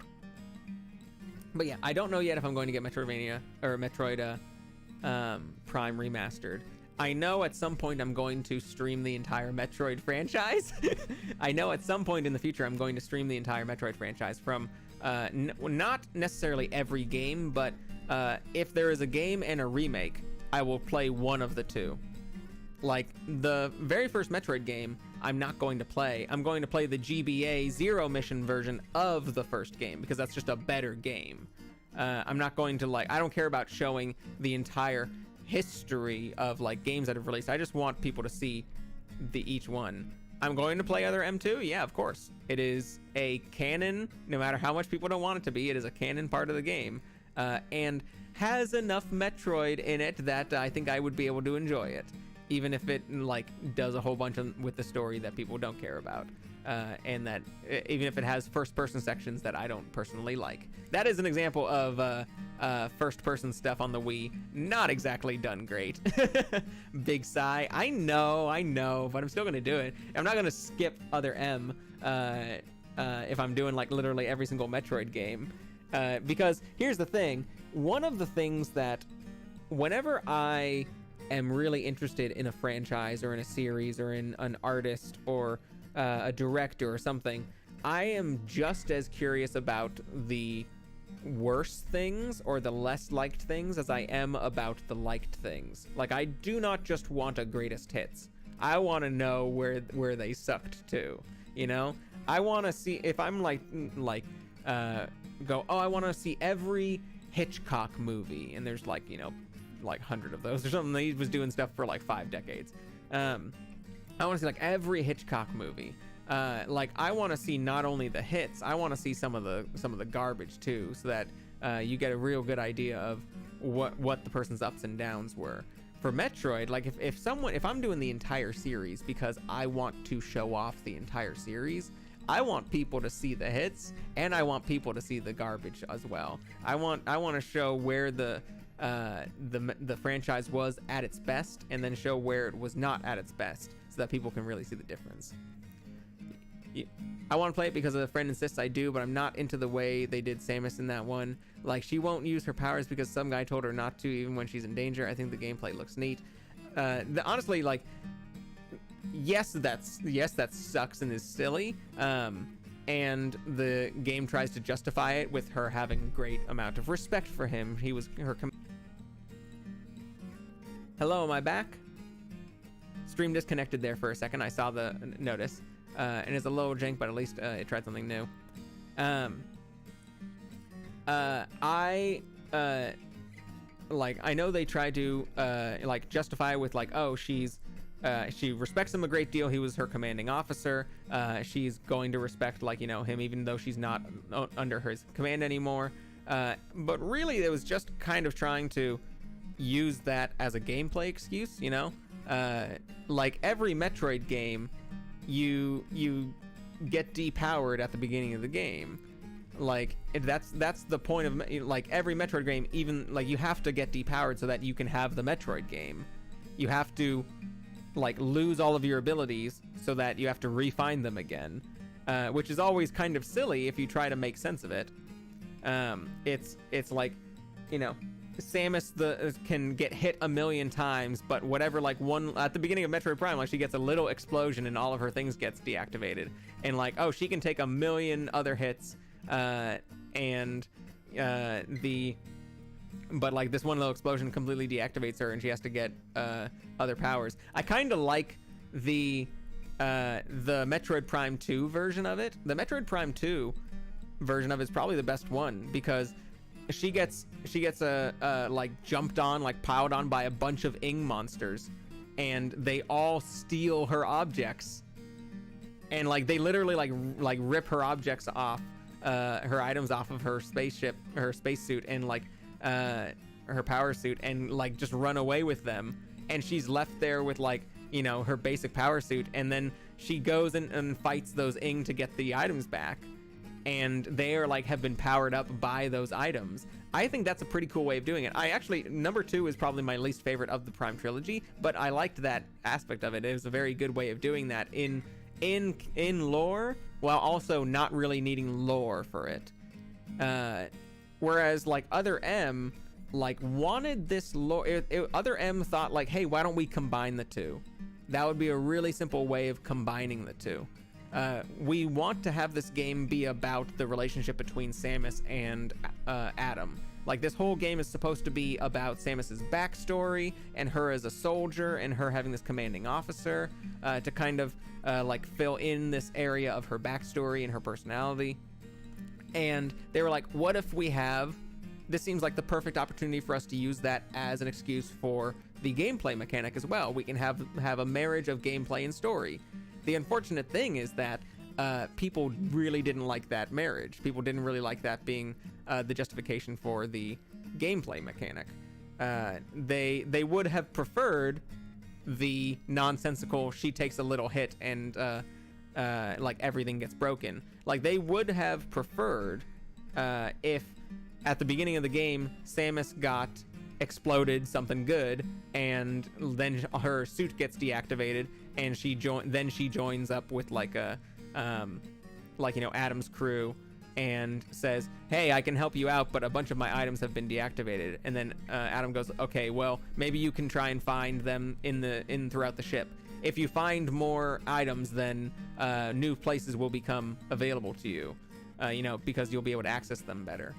And then she goes around and finding items, and then when she finds the missile launcher, then Adam goes like, oh, you found the missile launcher? Good. In that case, you'll be able to make it to this area. They would have liked that way better than Adam just saying like, hey, you need to not use your strongest weapons because you might blow up the fucking ship. Now, in his defense, Samus does blow up every single ship and planet she ever steps foot on, so it's not wrong for him to think so. Every single place that Samus goes into gets exploded by the time she leaves, so he's not wrong. And guess what? She does, like, you know, it's the same thing in Other M. It will eventually blow up, but like every single place that Samus steps into blows up. So in his defense, I'm not gonna die on the hill of Adam needs defending. I'm not gonna die on the hill of like he was right actually. But like, you know what? As far as reasons to ask Samus not to blow things up, she does have a tendency to blow things up. And so maybe asking her like, hey, please don't activate all of your super strong weapons yet. We're trying not to blow up this entire ship. Fair. You know what? That's fair. She does blow up planets by happenstance and alone. Yeah, sometimes it's accidental and sometimes it is purposeful. Like, she has blown up, I'd say, an equal number of planets purposefully and accidentally, and spaceships and space stations purposefully and accidentally.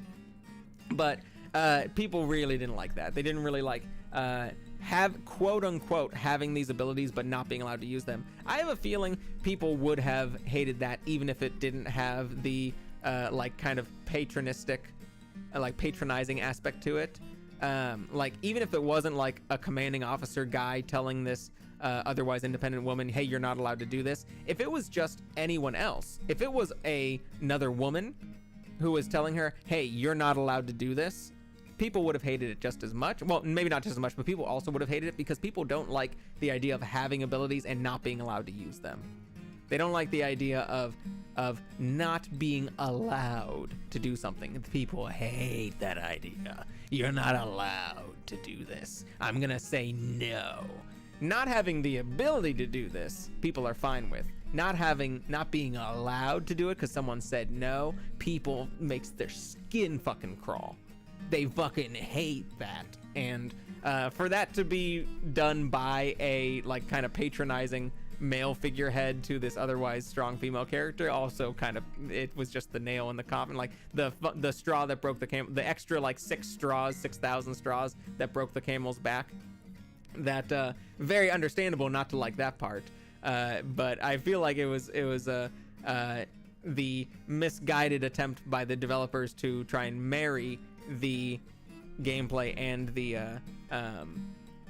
the mechanics of the game into one, where they didn't realize it was going to look very bad. But the side-scrolling parts of Metroid Other M were like, they were fine.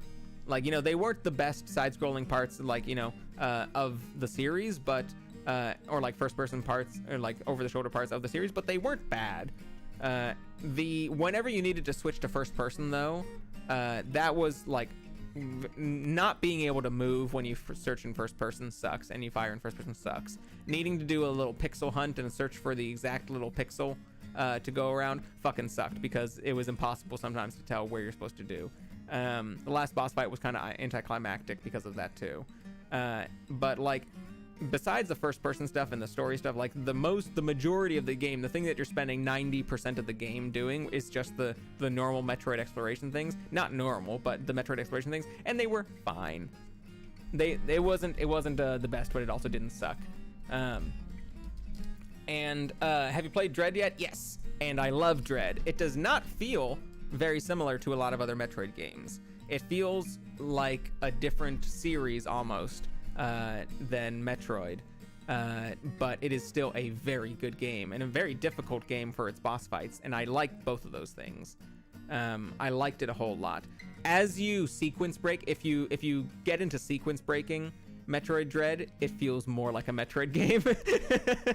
But if you don't sequence break, if you just follow the order that it asks you to do, then yeah, it you think stream and chat are out of sync, BRB? Well, actually, the YouTube stream up here is always lags.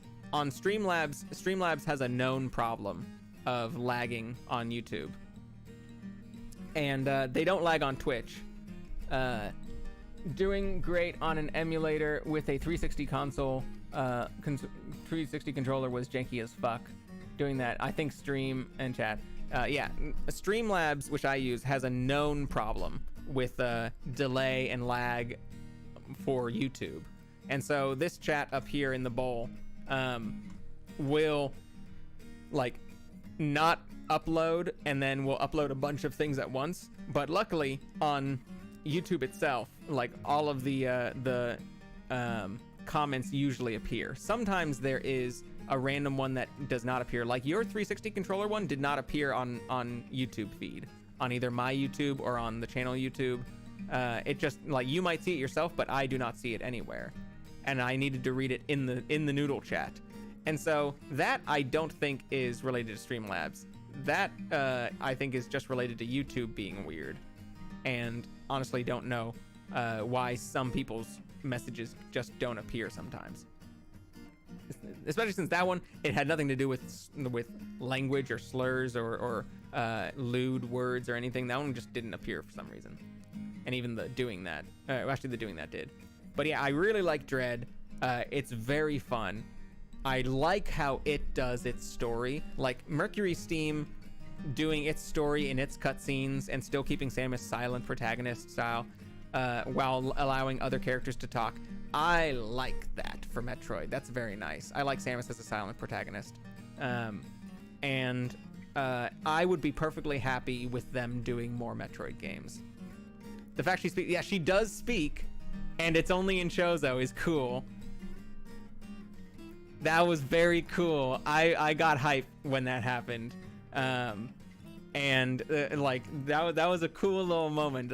If she's going to speak in game, have it just be like one badass line like "I'm going to finish this" or whatever she says, but have it in Chozo. That's fucking sick as hell. That's fucking sick as hell, dude. But like, yeah, the way that they did their story was perfectly good for a Metroid game. And it was a decent amount, and it was, you know what, it was a decent addition. They added things to the canon of Metroid that like other games had not had before, and I like it. I like what they added to the canon of Metroid. I trust Mercury Steam with Metroid, with either additions to the game or the story or how they're going to do it. And when she just goes fucking feral, yeah. And when she just like completely, it is insane. But the like, it's all very in line. It feels like they kind of know the limits and where they can push things and where they can add things and where they shouldn't. Like, it's very, all of the things are like, it's very Metroid. It's very, it doesn't necessarily make sense, but it's all very Metroid. It's like, oh, I've crossed a line. It's like, oh fuck, oh shit, oh no. It's instant regret, and that's the moment where he knew he fucked up. But yeah, I love Dread, and I'm definitely going to be talking more about it. Unfortunately, I'm going to have to log off here. I got to go prepare for a D&D session. And we'll need to talk about Metroid again in the future, which I definitely want to, because boy do I love Metroid, and boy do I have a lot of thoughts and love talking about it. So Ash, we'll have to pick up a Metroid conversation again for a later time. But for now, thanks for coming by and for watching. Thank you, Wagoogus. Thank you, Rose, for coming and saying hi. Thank you, Sprockets. It's always wonderful to see you again. I hope you're doing good. And let's see, was there anyone else that I need to say hi to? Duncan Nation. It's good to see you. I know you always just say hi and then lurk, but it's always good to see you here. So thanks all y'all for coming by and enjoying yourselves. I've certainly enjoyed it, and I'm gonna try to hopefully finish up Shantae on next Tuesday. I think I might have 3 hours or so to do so. I'm gonna stream some of them at some point. Metroid games, some of the ones that you missed. Like, I think that you should definitely play Other M at some point, just to have a very clear idea of where it is good and where it is bad. And because there will be more fine in it than you realize, but like you're just gonna kind of be like, oh, so that's one of those annoying things that people didn't realize. I didn't get to play Prime 3. I like Prime 3. Prime 3 is like, with its devotion to the Wii controls, it definitely felt very different, but with the trilogy in line, it actually feels pretty similar. And the people talking in it, it's fine, you get used to it. But it's mostly just like, I'm interested to hear whether you like Prime 1 or 2 or 3 the best, and which things about them you like. Because I have like my rankings and which things I like the best and reasons why I like them the best. For me, like, Prime 1 is my favorite. I love Prime 1 to pieces. It's one of my favorite games of all time, and I can infinitely replay it. But that doesn't necessarily mean that I think it's the best. It's just I just love it. And so, like, when other people are like, I like 2 the best, I like 3 the best, or I like 1 the best, it's all very kosher. It's all very copacetic. And even though know a lot about Super Metroid, I've never finished it, I think I like 2 a lot, but Prime 1 is so good. It's hard to pink. It is hard to pink sometimes. Anyway, I'm gonna get going. I'll see you later, Ash. I'll catch you on Twitter, or I'll catch you on Twitch the next time one of us are streaming. You have a good, wonderful rest of your day. Bye-bye.